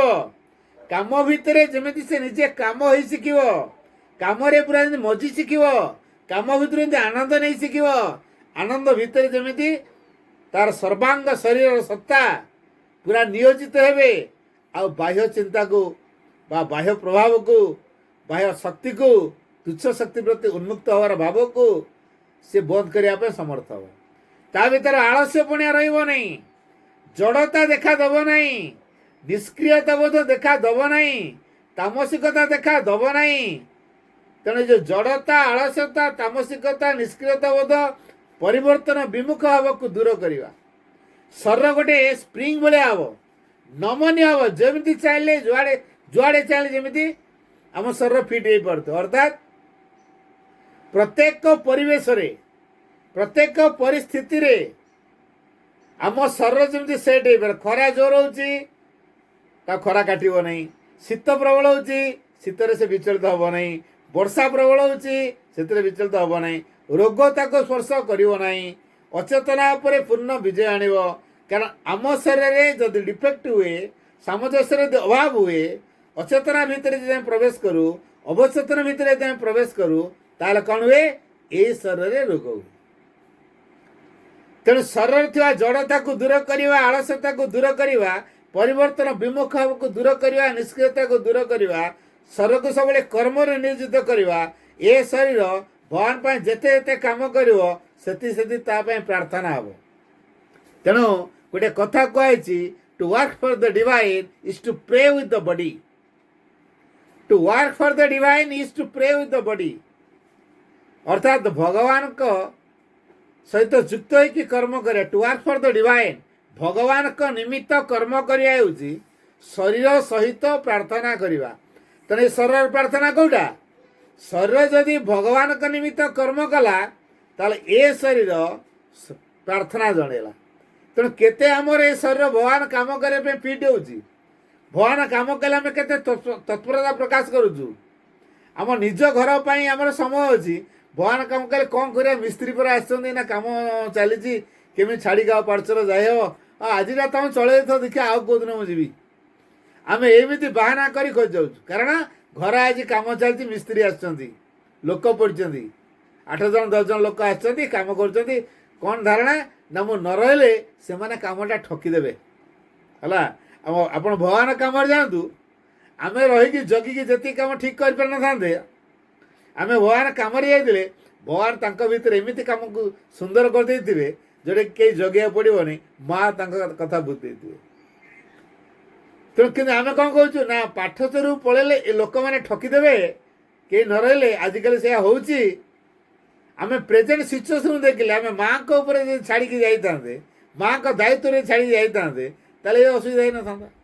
ମୁଁ ଜଣେ ଭାଇଙ୍କ କଥା କହୁଛି, ମୁଁ ଯେତେବେଳେ ଖରା ଛୁଟି ବିଭିନ୍ନ ଜାଗାରେ ପ୍ରୋଗ୍ରାମ୍ ଯାଏ, ମୋ ସହିତ ସେ ଭାଇ ବୁଲନ୍ତି। ମୁଁ ଦିନେ ତାଙ୍କୁ କହିଲି, ଭାଇ ଆପଣ ଘରେ ଗୋଟେ ପାର୍ସଲ କରୁନାହାନ୍ତି। କହିଲେ, ଭାଇ ଆପଣ ଆମ ଘରଟା ଦେଖିନାହାନ୍ତି। ମାନେ ସମସ୍ତେ ମାନେ ଏକଦମ ଜାକତାଡ଼ ହେଇକି ରହିଛି। ଗୋଟେ ରୁମ୍ ଭିତରେ 4 ଜଣ 5 ଜଣ ଲେଖା ଶୋଇବାକୁ ପଡ଼ୁଛି। କହିଲା ଏଇଥିରେ ଆମେ କେଉଁଠି କ'ଣ କାରବାର କ'ଣ କରିବାରୁ, ଗୋଡ଼ଟା ହଲେଇବାକୁ ଜାଗା ନାହିଁ, ଏଇଠି କ'ଣ ଆମେ ପାର୍ସଲ କରିବୁ ଭାଇ କୁହନ୍ତୁ। କହିଲେ ହଉ ତାହେଲେ। ମୁଁ ତମେ ପାର୍ସଲ କାର୍ ବୁଲ, ଦେଖିବ ମା ଏ ଅସୁବିଧା ରଖେଇବେନି। ସତ କଥା, ମୋ ସହିତ ପାର୍ସଲ କାର୍ ବୁଲିଲେ, କୃପା ହେଇଗଲା, ମା ତ ଗୋଟେ ଜାଗା ବି ଦେଲେ। ଓ ସେ ବଜାରରୁ ଟିକେ ଦୂରକୁ ଜାଗା ଦେଲେ, ସେ ସେଠି ଘରଟେ ବି ଗଲେ। ତାପରେ ମୋତେ ଗଲି, ମାନେ ସେ ଭାଇ କୁଆଡ଼େ ଗଲେ, ସିଏ କ'ଣ ଭାଇ ଜାଣିନାହାନ୍ତି କି?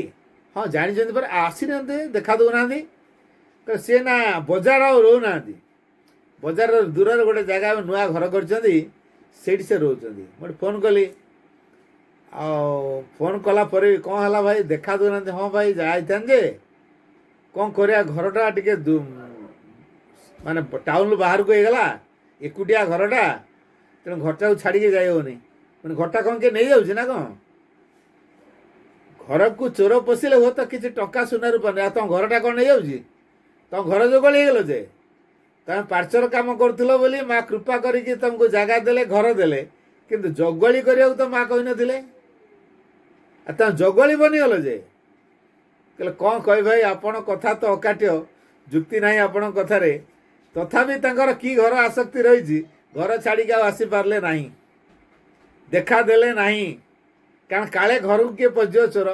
ଆରେ ଘରଟା ପଶିଗଲେ ନେଇନିକା କ'ଣଟା ନେବ? ଟଙ୍କା ସୁନା ରୂପା କିଛି ନେବ, ଆଉ କ'ଣଟା ନେବ? ଯଦି ଘରେ ଚୋର, କ'ଣ ଘରଟା ଉଠେଇକି ନେଇଯିବ କି? ଆଉ ଘରକୁ ଜଗିବାର ମାନେ କ'ଣ? ଘର ଜଗୁଆଳିବାର ମାନେ କ'ଣ? ମା କ'ଣ ଚାହିଁଥିଲେ ତମ ଘର ଜଗୁଆଳି ହବ ବୋଲି?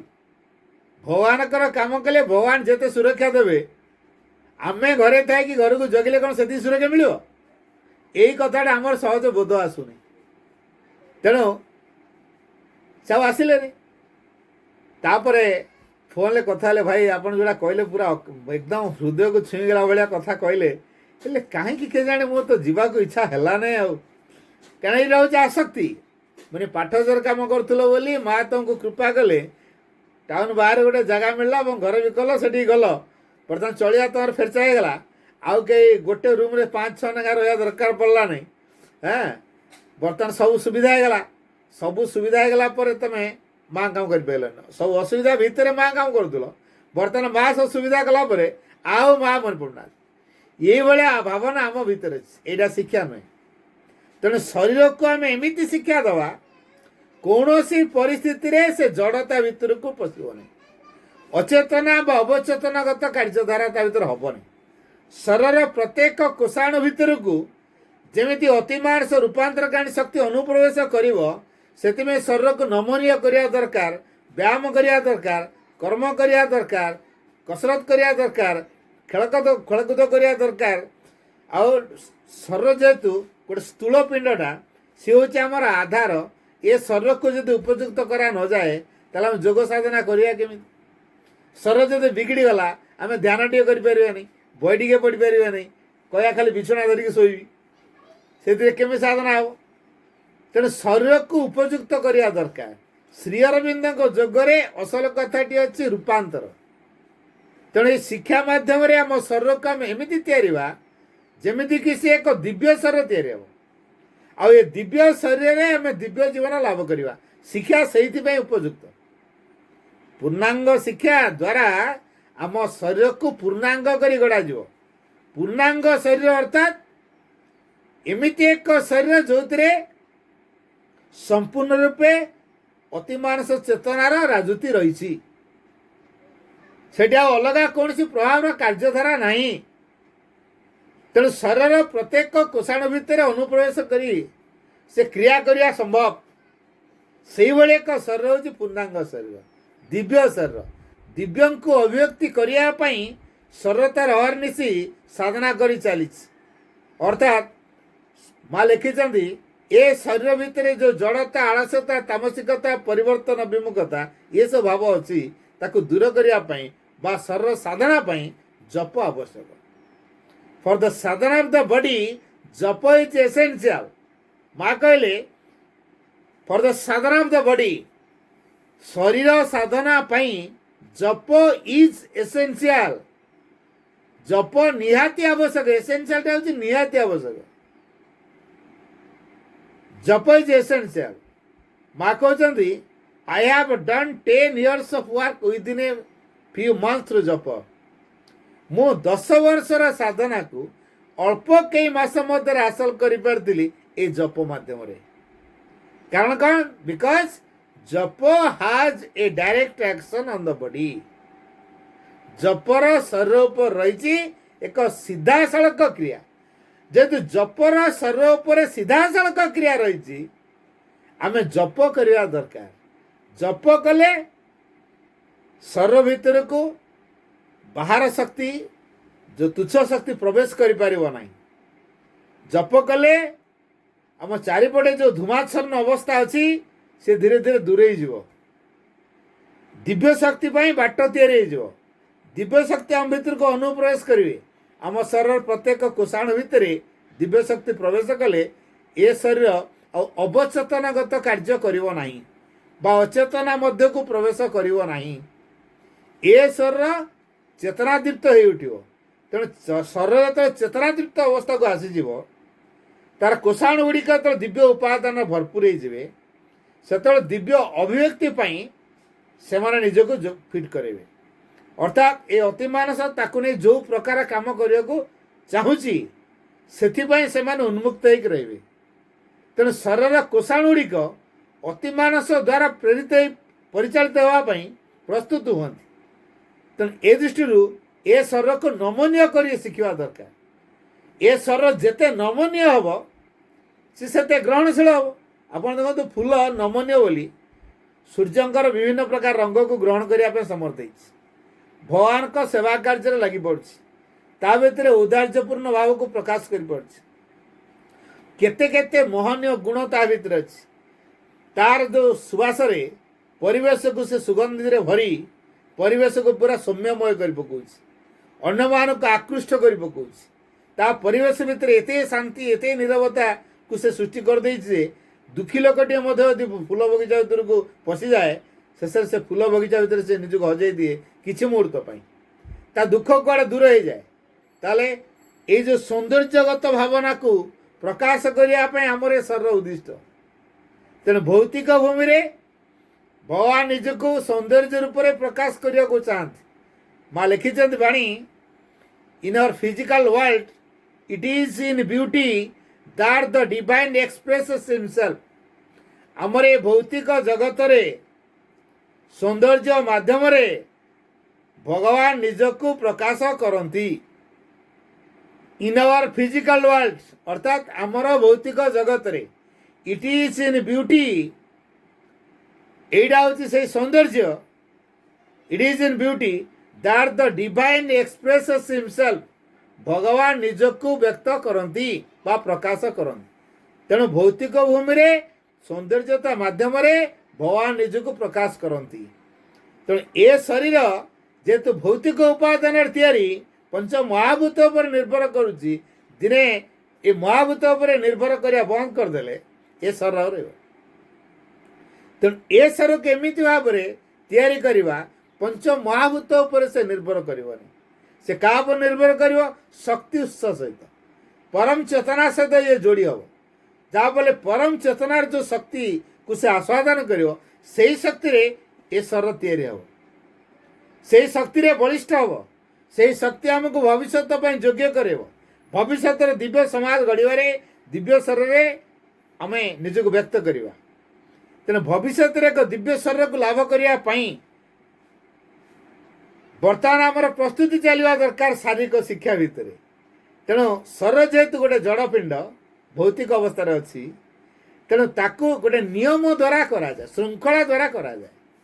ଆମେ କହିବା ନା ମୁଁ ମନ ଇଚ୍ଛା, ଶ୍ରୀରନ୍ଦ କୌଣସି ନିୟମ ଲେଖି ନାହାନ୍ତି, ମୋ ମନ ଯାହା ମୁଁ ସେଇଆ କରିବି, ଯାହା ମୁଁ ସେଇଆ ଖାଇବି, ଯେତେବେଳେ ଯାହା ଇଚ୍ଛା ସେଇଆ କରିବି, এটা ତ ସ୍ୱେଚ୍ଛାଚାରୀ ହେଲା। এটা ସ୍ୱେଚ୍ଛାଚାରୀ ହେଲା।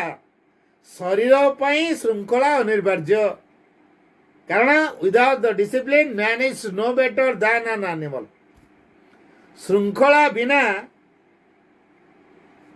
ମନୁଷ୍ୟର ଜୀବନ କୌଣସି ଗୁଣରେ ପଶୁଠାରୁ ଉନ୍ନତ ନୁହେଁ। No better than an animal without discipline man is no better than an animal. ଶୃଙ୍ଖଳା ବିନା ମନୁଷ୍ୟ କୌଣସି ଗୁଣରେ ପଶୁଠାରୁ ଉନ୍ନତ ନୁହେଁ। ଭାଇ ଭଉଣୀମାନେ ଆମେ ଟିକେ ଚିନ୍ତା କରିବା, ଆମେ ମାନବରୁ ଦିବ୍ୟମାନ ହେବାକୁ ଚିନ୍ତା କରୁଛୁ ନା ପଶୁ ହେବାକୁ ଚିନ୍ତା କରୁଛୁ? ଆମେ ଯଦି ପଶୁ ସ୍ତରକୁ ଅତିକ୍ରମ କରିବାକୁ ଚାହିଁବା, ଭୌତିକ ଭୂମିରେ ଯେଉଁ ପାଶବିକତା ରହିଛି, ପଶୁତ୍ୱର ଗୁଣ ଧର୍ମ ରହିଛି, ତାକୁ ରୂପାନ୍ତର କରିବା, ଯାହାଫଳରେ ଆମ ଭିତରେ ଆଉ ପଶୁ ଚେତନା କାମ କରିବ ନାହିଁ। ଯଦିଓ ଆମେ ମାନବ ଶରୀର ଧରିଛୁ, ମାନବଠୁ ଉନ୍ନତ ହେଇଛୁ, ଅନ୍ତରାତ୍ମାଟି ପାଇଛୁ, ମନଟେ ପାଇଛୁ, ମନକୁ ସହାୟତା ନେଇ ମନର ସହାୟତାରେ ଆହୁରି ଉଚ୍ଚତର ଜୀବନ ବଞ୍ଚିବା ପାଇଁ ଆମେ ଯୋଗ୍ୟ ହେଇଛୁ, ତଥାପି ଏଇ ମନ କେଉଁଠି ନା କେଉଁଠି ଗୋଟେ ଜଡ଼ତା ଭିତରେ ରହିଯାଉଛି। ସନ୍ଦେହ ଅବିଶ୍ୱାସକୁ ତିଆରି କରୁଛି, ଦୁରାଗ୍ରହକୁ ତିଆରି କରୁଛି, ବିମୁଖ ଭାବକୁ ତିଆରି କରୁଛି। ତେଣୁ ଏଇ ଶରୀର ସେହି ପ୍ରକାର ଭାବ ଦ୍ୱାରା ସେ ନିଜକୁ ସ୍ଥୂଳ ଭାବରେ ପ୍ରକାଶ କରୁଛି, ତାକୁ ମନ ଆଉ ପ୍ରାଣ ପରିଚାଳିତ କରିଦେଉଛନ୍ତି।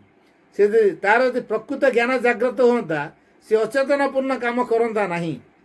ତେଣୁ ଏ ଶରୀରକୁ ଏମିତି ଭାବରେ ସଜାଡ଼ିବା, ଏମିତି ଭାବରେ ନିୟମନିଷ୍ଠ କରିବା, ଏମିତି ଭାବରେ ଶୃଙ୍ଖଳିତ କରିବା, ଯେମିତି ସେ ଆଡପ୍ଟେବିଲିଟି, ଫ୍ଲେକ୍ସିବିଲିଟି, ହାରମୋନାଇଜ୍, ବିୟୁଟିଚ୍ୟୁଡ୍ ଏବଂ ବାଲାନ୍ସଡ୍ ଟଲରାନ୍ସ, ବିୟରିଂ କାପାସିଟି ଯେଉଁଟା କୁହାଯାଏ, ସହିବାର ଯେଉଁ ସାମର୍ଥ୍ୟ ସେ ବୃଦ୍ଧି ପାଇବ। ତେଣୁ ଏ ଶରୀରର ସହିବା ଶକ୍ତିକୁ ବୃଦ୍ଧି କରାଯିବ, ଖାପ ଖୋଇବା ଶକ୍ତିକୁ ବୃଦ୍ଧି କରାଯିବ, ଖରା ବର୍ଷା ଶୀତକୁ ସେ ଟଲେଟ୍ କରିପାରିବ। ସ୍ପ୍ରିଙ୍ଗ ଯେମିତି ଚାରିଆଡ଼କୁ ମୋଡ଼ି ଯାଉଛି, ସେମିତି ଏ ଶରୀର ଏମିତି ତିଆରି ହେବ, ଭାଙ୍ଗିବ ନାହିଁ। ଯୁଆଡ଼େ ଚାହିଁବା ସିଆଡ଼େ ବୁଲି ଯାଇପାରିବ, ଫ୍ଲେକ୍ସିବୁଲ୍ ହେଇପାରିବ, ପ୍ଲାଷ୍ଟିସିଟି ହେଇପାରିବ, ଲୁମିନେସିଟି ଜ୍ୟୋତିର୍ମୟ ଭାବକୁ ପ୍ରକାଶ କରିବ, ଆଡପ୍ଟେବିଲିଟି ଖାପ ଖାଇପାରିବ, ବିୟୁଟିଚ୍ୟୁଡ୍ ସୌନ୍ଦର୍ଯ୍ୟକୁ ପ୍ରକାଶ କରିବ। ଏଇଭଳି ଏକ ଶରୀର ତିଆରି ହେବା ପାଇଁ ଶିକ୍ଷାର ଆବଶ୍ୟକତା ଅଛି। ତେଣୁ ଶରୀର ବର୍ତ୍ତମାନ ଯେହେତୁ ସେଇ ସ୍ତରକୁ ଯାଇନି, ସେ ସ୍ତରକୁ ଯିବା ପାଇଁ ତାକୁ ଆମେ ଗୋଟେ ନିୟମ ଭିତରେ ରଖିବା। ଆମେ କାହା ଉପରେ ନିର୍ଭର କରୁଛୁ? ଖାଦ୍ୟ ଉପରେ ନିର୍ଭର କରୁଛୁ। ତେଣୁ ଖାଦ୍ୟ ପାଇଁ ନିୟମ ରହିବ। ନିଦ୍ରା ଯାଉଛୁ, ନିଦ୍ରା ପାଇଁ ନିୟମ ରହିବ। ତେଣୁ ଖାଦ୍ୟ ଖାଇବୁ, ନିୟମରେ ଖାଇବୁ। କର୍ମ କରୁଛୁ, କର୍ମରେ ମଧ୍ୟ ନିୟମ ରହିବ। ତେଣୁ ଶରୀର ପାଇଁ ଯେତେକ ପରିବର୍ତ୍ତନର ଆବଶ୍ୟକତା ଆମେ ଅନୁଭବ କରୁଛୁ, ତାକୁ ନିୟମ ମାଧ୍ୟମରେ କରି ଶିଖିବା ଦରକାର, ଶୃଙ୍ଖଳା ମାଧ୍ୟମରେ କରି ଶିଖିବା ଦରକାର। ଶରୀରରେ କେଉଁଠି ତ୍ରୁଟି ବିଚ୍ୟୁତି ଅଛି, ତାକୁ ସଂଶୋଧନ କରିବା ଦରକାର। ଯେହେତୁ ଶରୀର କର୍ମ କରିବା ପାଇଁ ଦକ୍ଷ ହେଇପାରୁନି, ଆଳସ୍ୟତା ରହିଛି, ଜଡ଼ତା ରହିଛି, ତାମସିକତା ରହିଛି, ତାକୁ ଦୂର କରିବା ଦରକାର। ଶରୀରର ପ୍ରତ୍ୟେକ ପାର୍ଟକୁ ଆମେ ଚିହ୍ନିବା ଦରକାର, କେଉଁ ପାର୍ଟର କାମ କ'ଣ। ତେଣୁ ନଖରେ ମଧ୍ୟ କିଛି ଭୂମିକା ଅଛି, ପ୍ରତ୍ୟେକ ପାର୍ଟର ଭୂମିକା ଅଛି। ଆମର ନଖଟା ଯଦି କଟିଗଲା କି ଉଠିଗଲା, ବିନ୍ଧା ହେଉଛି କି ନାହିଁ? ଆଉ ରାତି ସାରା କଷ୍ଟ ପାଉଛୁ, କାରଣ ଗୋଡ଼ର ନଖଟା ଉଠିଯାଇଛି, ସାରା ବଡି କାହିଁ କଷ୍ଟ ପାଉଛି? କାରଣ ତାର ଗୋଟେ ପାର୍ଟ ସେଟା। ତେଣୁ ଯେହେତୁ ନଖଟା ଆମ ଶରୀରର ଗୋଟେ ପାର୍ଟ ଥିଲା, ତେଣୁ ସେଠି କିଛି ପ୍ରୋବ୍ଲେମ୍ ହେଲେ ଏଣ୍ଟାୟାର ବଡିଟା ସେଥିପାଇଁ ପେନ୍ ଅନୁଭବ କରୁଛି। ତେଣୁ ପ୍ରତ୍ୟେକଙ୍କ ସହିତ ପ୍ରତ୍ୟେକଙ୍କର ଲିଙ୍କ ଅଛି। ଏ ଦୃଷ୍ଟିରୁ ଶରୀରକୁ ଆମେ ଭଲ ଭାବରେ ଅନୁଧ୍ୟାନ କରିବା। ଶରୀରର ପାର୍ଟ ଗୁଡ଼ାକ କ'ଣ କ'ଣ, କେଉଁ ପାର୍ଟର କାମ କ'ଣ କ'ଣ, ତାକୁ ସୁବ୍ୟବସ୍ଥିତ କରିବା ଦରକାର। ନିୟମନିଷ୍ଠ ଭାବରେ ପ୍ରତ୍ୟେକ ପାର୍ଟ ତା କାମ କରିବା ଦରକାର। ତେଣୁ ନାକ କହିବ ନା ମୁଁ ବହୁତ ଦିନ ହେଲା ପବନ ନେଲି, ଆଉ ପବନ ବଦର ନା, ଏଣିକି ମୁଁ ଟିକେ ଦେଖିବି। ହେଲା କାନ କ ମୁଁ ବହୁତ ବର୍ଷ ହେଲା ଶୁଣିଲି ଏବେ ମୁଁ କହିବି ହବ କି କାନ କହିବ ଆଖି ଦେଖୁଥିଲା ବର୍ତ୍ତମାନ କ'ଣ ନାକ ଦେଖିବ ଆଖି ଆଉ ଦେଖିବନି ଏଇଟା ସମ୍ଭବ କି ତାହେଲେ ଯେଉଁ ପାର୍ଟର ରୋଲଟା ଯାହା ତାକୁ ଠିକ୍ ଭାବରେ କେମିତି କରିବ ଯଦି ସେ ଠିକ୍ରେ କରିପାରୁନି ତାହେଲେ ସେଇଠି ଡିଫେକ୍ଟ ଅଛି ତେଣୁ ତାକୁ ଦୂର କରିବା ପାଇଁ କ'ଣ କରିବା ଦରକାର ମାଆଙ୍କ ନାମ ଜପ କରିବା ଦରକାର ଯଦି ଆମେ ମାଆଙ୍କ ନାମ ଜପ କରୁଛୁ ତାହେଲେ ନୋ ଡାଉଟ୍ ମାଆଙ୍କ ଶକ୍ତି ଯେଉଁ କାମଟା ଆମେ କରିପାରୁନଥିଲେ ସେଇ କାମଟାକୁ ସେ ସମ୍ଭବ କରିପାରିବ ଯେଉଁ ଖାଦ୍ୟ ଖାଉଛେ ଏ ଖାଦ୍ୟ ଆମକୁ ଶକ୍ତି ଦେଉଛି କେଉଁଦିନ ଆମେ ବିଶ୍ୱ ଶକ୍ତି ସହିତ ଯୋଡ଼ି ହେବା ଆଉ ଏଇ ଯେଉଁ ପଞ୍ଚମହାଭୂତ ଉପରେ ନିର୍ଭରଶୀଳ ହେଇକି ରହିବାନି ସେଇ ପର୍ଯ୍ୟନ୍ତ ଯିବା ସକାଶେ ଆମକୁ ବଞ୍ଚି ରହିବାକୁ ପଡ଼ିବ ସେଥିପାଇଁ ଖାଦ୍ୟ ଦରକାର ବିଶ୍ୱ ପ୍ରାଣକେନ୍ଦ୍ରରୁ ଶକ୍ତିକୁ ଆମେ ଗ୍ରହଣ କରି ବଞ୍ଚିବା ପରମ ଚେତନାର ଉତ୍ସରୁ ଆମେ ସେ ଶକ୍ତିକୁ ଗ୍ରହଣ କରି ବଞ୍ଚିବା ଏଇଟା ନ ହେବା ପର୍ଯ୍ୟନ୍ତ ଆମକୁ ପଞ୍ଚମହାଭୂତ ଉପରେ ନିର୍ଭର କରିବାକୁ ପଡ଼ିବ ତେଣୁ ଯେତେବେଳେ ପଞ୍ଚମହାଭୂତ ଉପରେ ଆମେ ପଞ୍ଚମହାଭୂତ ମାନେ କ୍ଷିତି ଆପ ତେଜ ମରୁତ ବେମ ତେଣୁ ଆକାଶ ପାଣି ପବନ ଆଉ ମାଟି ମୃତ୍ତିକା ଆକାଶ ପାଣି ପବନ ଏସବୁ ଗୁଡ଼ିକ ହେଉଛି ଆମର ପଞ୍ଚମହାଭୂତ ତେଣୁ ସେହି ଅନୁସାରେ ଆମ ଇନ୍ଦ୍ରିୟ ଗୁଡ଼ିକ ମଧ୍ୟ ଅଛନ୍ତି ବିଭିନ୍ନ ବିଭିନ୍ନ ପାର୍ଟକୁ ବିଭିନ୍ନ ପ୍ରକାର ପ୍ରଭାବକୁ ବି ଦେଖାଉଛନ୍ତି ତେଣୁ ଶରୀର ବିଷୟରେ ଆମକୁ ପୂର୍ଣ୍ଣ ଭାବରେ ତନ୍ନ କରି ପ୍ରତ୍ୟେକ ପାର୍ଟର କାର୍ଯ୍ୟକଳାପ ବୁଝିବାକୁ ପଡ଼ିବ ତା ଭିତରୁ କେମିତି ଭଗବତ ଚେତନା ଅନୁପ୍ରବେଶ କରିବ ସେଥିପାଇଁ ଶରୀରକୁ ଉପଯୁକ୍ତ କରିବା ଦରକାର ତେଣୁ କିଏ ପ୍ରାଣାୟାମ କରିବ କି ନାହିଁ କିଏ ଖେଳ କସରତ କରିବ କିଏ ଧ୍ୟାନ କରିବ କି ନାହିଁ ତେଣୁ ପ୍ରତ୍ୟେକ ପାଇଁ ସ୍ୱତନ୍ତ୍ର ନିୟମ ହେଇଯିବ ତେଣୁ ପ୍ରତ୍ୟେକ କିନ୍ତୁ ନିୟମ ଦ୍ୱାରା ଚାଲିବେ ବିନା ନିୟମରେ ଆମ ଜୀବନ ଶୃଙ୍ଖଳିତ ହୋଇପାରିବନି ତେଣୁ ପ୍ରତ୍ୟେକଙ୍କ ପାଇଁ କିଛି କିଛି ନିୟମର ଆବଶ୍ୟକତା ଅଛି ଯେଉଁ ନିୟମ ସେ ନିଜେ ନିଜ ପାଇଁ ତିଆରି କରିବେ ଧରାବନ୍ଧା ନିୟମ କାହା ପାଇଁ ରଖା ହେବ ଯେହେତୁ ଧରାବନ୍ଧା ନିୟମ ନାହିଁ ତେଣୁ ପ୍ରତ୍ୟେକ ସ୍ୱତନ୍ତ୍ର ଭାବରେ ନିୟମ ଗ୍ରହଣ କରିବେ ଯେଉଁ ପ୍ରାଣଟି ପାଇଛୁ ଏ ପ୍ରାଣ ଆମକୁ ଉତ୍ସାହ ଦିଏ ଶକ୍ତି ଦିଏ ଆମ ସ୍ୱଭାବକୁ ତିଆରି କରେ ଚରିତ୍ରକୁ ଗଠନ କରେ ଇନ୍ଦ୍ରିୟ ଗୁଡ଼ିକୁ ନେଇକି ଆମେ ଯେଉଁ ଶିକ୍ଷା ଲାଭ କରୁଛୁ ତାର ପରିପୁଷ୍ଟ କରିବାରେ ସାହାଯ୍ୟ କରେ ପ୍ରାଣ ତେଣୁ ସୁଖ ଆଉ ଆନନ୍ଦ ଏ ଦୁଇଟା ଭିତରେ ଯଦି ଡିଫରେନ୍ସକୁ ଆମେ ବୁଝେଇ ନ ପାରିବା ପ୍ରାଣକୁ ସେ କ'ଣ ମୋର ସୁଖ ଦରକାର ତେଣୁ ସୁଖଟା ପ୍ରତ୍ୟେକ ବସ୍ତୁରୁ ମିଳେ ବାହ୍ୟ ଉପରେ ନିର୍ଭର କରେ ଆଉ ସେ ଉପାୟ ଯେତେବେଳେ ବନ୍ଦ ହେଇଯାଏ ତାପରେ ସୁଖ ଜାଗାରେ ଦୁଃଖ ଆସେ ନା ଏମିତି ଏକ ଅବସ୍ଥା ପ୍ରାଣ ଭିତରେ ଆସିବା ଦରକାର ସୁଖ ଆଉ ଆନନ୍ଦ ଏ ଦୁଇଟା ଭିତରେ ଡିଫରେନ୍ସକୁ ସେ ବୁଝିବ କେଉଁଟା ସୁଖ କେଉଁଟା ଆନନ୍ଦ ତେଣୁ ଆନନ୍ଦ ପାଇଁ ବ୍ୟାକୁଳତା ପ୍ରକାଶ କରିବ ତେଣୁ ପ୍ରାଣ ଏ ଆନନ୍ଦ ଲାଭ କରିବା ପାଇଁ ମନକୁ ବ୍ୟବହାର କରିବ ଶରୀରକୁ ବ୍ୟବହାର କରିବ ଆନନ୍ଦକୁ ଆମେ ଆସ୍ୱାଦନ କରିବା ଇନ୍ଦ୍ରିୟମାନଙ୍କୁ ସଜାଡ଼ିବା ତେଣୁ ଇନ୍ଦ୍ରିୟ ଗୁଡ଼ା କେଉଁଠି ଅଛି ଆମର ନାକ ଗୋଟେ ଇନ୍ଦ୍ରିୟ ଶ୍ରବଣ ଇନ୍ଦ୍ରିୟ ହେଲା କାନ ରସନ ଇନ୍ଦ୍ରିୟ ହେଉଛି ଜିହ୍ବା ସ୍ପର୍ଶନ ଇନ୍ଦ୍ରିୟ ଛୁଉଁଛି ଚର୍ମ ଦେଖୁଛୁ ଆମେ ଦର୍ଶନ ଇନ୍ଦ୍ରିୟ ଏମିତି 5ଟା ଇନ୍ଦ୍ରିୟ ଅଛି ହେଲା ଯେହେତୁ 5ଟା ଇନ୍ଦ୍ରିୟ ଅଛି ଆଉ ଗୋଟେ ଅଛି ମନ ଷଡ଼ ଇନ୍ଦ୍ରିୟ ତେଣୁ ଏ 5 ଇନ୍ଦ୍ରିୟର ପରିପୁଷ୍ଟି ପାଇଁ ପ୍ରାଣ ଆମକୁ ସାହାଯ୍ୟ କରିବ ଯଦି ଉତ୍ସାହ ନଦେଲା ଶକ୍ତି ଯଦି ନଦେଲା ନା ମୋର ଇଚ୍ଛା ହେଉନି ମୋର ଯିବିନି କାହିଁକି ଅଳସୁଆପଣ ଆସିଲା ପ୍ରାଣ ଶକ୍ତି ଦେଇନି ତେଣୁ ପ୍ରାଣ ଚିନ୍ତା କରୁ ସ୍ଥାୟୀ ଆନନ୍ଦ କେଉଁଠି ଅଛି ସୁଖ ନୁହେଁ ମୋର ଆନନ୍ଦ ଦରକାର ଆଉ ଆନନ୍ଦର ଉତ୍ସ କିଏ ଯଦି ପ୍ରାଣ ବୁଝିଗଲା ଆନନ୍ଦର ଉତ୍ସ ହେଉଛନ୍ତି ଆମ ଅନ୍ତରାତ୍ମା ତେଣୁ ଅନ୍ତରାତ୍ମା ଖୋଜିବାରେ ପ୍ରାଣ ଯେମିତି ସହଯୋଗ କରିବ ଆଉ କେହି ସହଯୋଗ କରିପାରିବେନି ଆଉ ପ୍ରାଣ ଭିତରେ ଗୋଟେ କ୍ଷିପ୍ରତା ଅଛି ଯୁଆଡ଼େ ଯିବ ସେ କ୍ଷିପ୍ର ବେଗରେ ନେଇଯିବ ଖରାପ ଦିଗରେ ଗଲେ ବି କ୍ଷିପ୍ର ବେଗରେ ପଳେଇବ ଭଲ ଦିଗରେ ଗଲେ ବି କ୍ଷିପ୍ର ବେଗରେ ନେଇଯିବ ରକେଟ ବାଣ ଯେମିତି ନିଆଁଟେ ଲାଗିଗଲେ ଯୁଆଡ଼କୁ ମୁହେଁଇଥିବା ସେ ସାଇଁକି ପଳେଇଯାଏ ସିଆଡ଼କୁ ତେଣୁ ତଳକୁ ଚାହିଁଲେ ତଳକୁ ପଳେଇବ, ଉପରକୁ ଚାହିଁଲେ ଉପରକୁ ଯିବ, ସାଇଡ଼କୁ କାହା ଉପରକୁ ଚାହିଁଲେ ମାରିଲେ ସିଆଡ଼କୁ ପଳେଇବ, ଯୁଆଡ଼େ ମୁହେଇ ଦେବା ସେ ସିଆଡ଼େ ପଳେଇବ। ଠିକ୍ ସେଭଳିଆ ପ୍ରାଣକୁ ଯଦି ଭଗବତ ଧାରାରେ ମୁହେଇ ଦେବା, ପ୍ରାଣ ମଧ୍ୟ ଭଗବାନ ଦିହରେ କ୍ଷିପ୍ର ଭାବରେ ପଳେଇବ। ତେଣୁ ଏ ପ୍ରାଣକୁ ନିୟନ୍ତ୍ରଣ କରି ଶିଖିବା ଦରକାର। କାହା ମାଧ୍ୟମରେ? ଭକ୍ତି ମାଧ୍ୟମରେ, ଅକପଟ ହୃଦୟକୁ ତିଆରି କରି, ସରଳତା ବୋଧକୁ ତିଆରି କରି। ତେଣୁ ଅକପଟ ସରଳତା ମା ସେଥିରେ କହିଛନ୍ତି ଭୟ କର ନାହିଁ, ଅକପଟ ସରଳତା ହିଁ ତୁମର ରକ୍ଷା କବଚ। କୌଣସି ପରିସ୍ଥିତିରେ ଆମେ ଛଳନାକୁ ସ୍ଥାନ ଦେବା ନାହିଁ, କୌଣସି ପରିସ୍ଥିତିରେ ଆମେ ସୁଖ ପିଛା ଗୋଡ଼େଇବା ନାହିଁ। ମା ଗୋଟେ ବାଣୀ ଲେଖିଛନ୍ତି, to seek for pleasure is the best way to make yourself miserable. ତାପରେ ଆମେ ସୁଖ କରୁଛୁ। ମା କହିଲେ to seek for pleasure is the best way to make yourself miserable. ତା ଅର୍ଥ ହେଉଛି ସୁଖ ପ୍ରତି କାମନା କରିବା ଅର୍ଥ ହେଉଛି ଦୁଃଖ ଭୋଗ କରିବାର ନିଶ୍ଚିତତମ ମାର୍ଗ।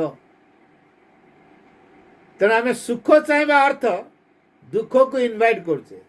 ପ୍ରାଣ ଭିତରେ ଏଇ କଥାଟା ଅଛି। ତେଣୁ ସୁଖ ଦରକାର ନାହିଁ, ଆନନ୍ଦ ଦରକାର। ଆନନ୍ଦ କେତେବେଳେ ମିଳିବ?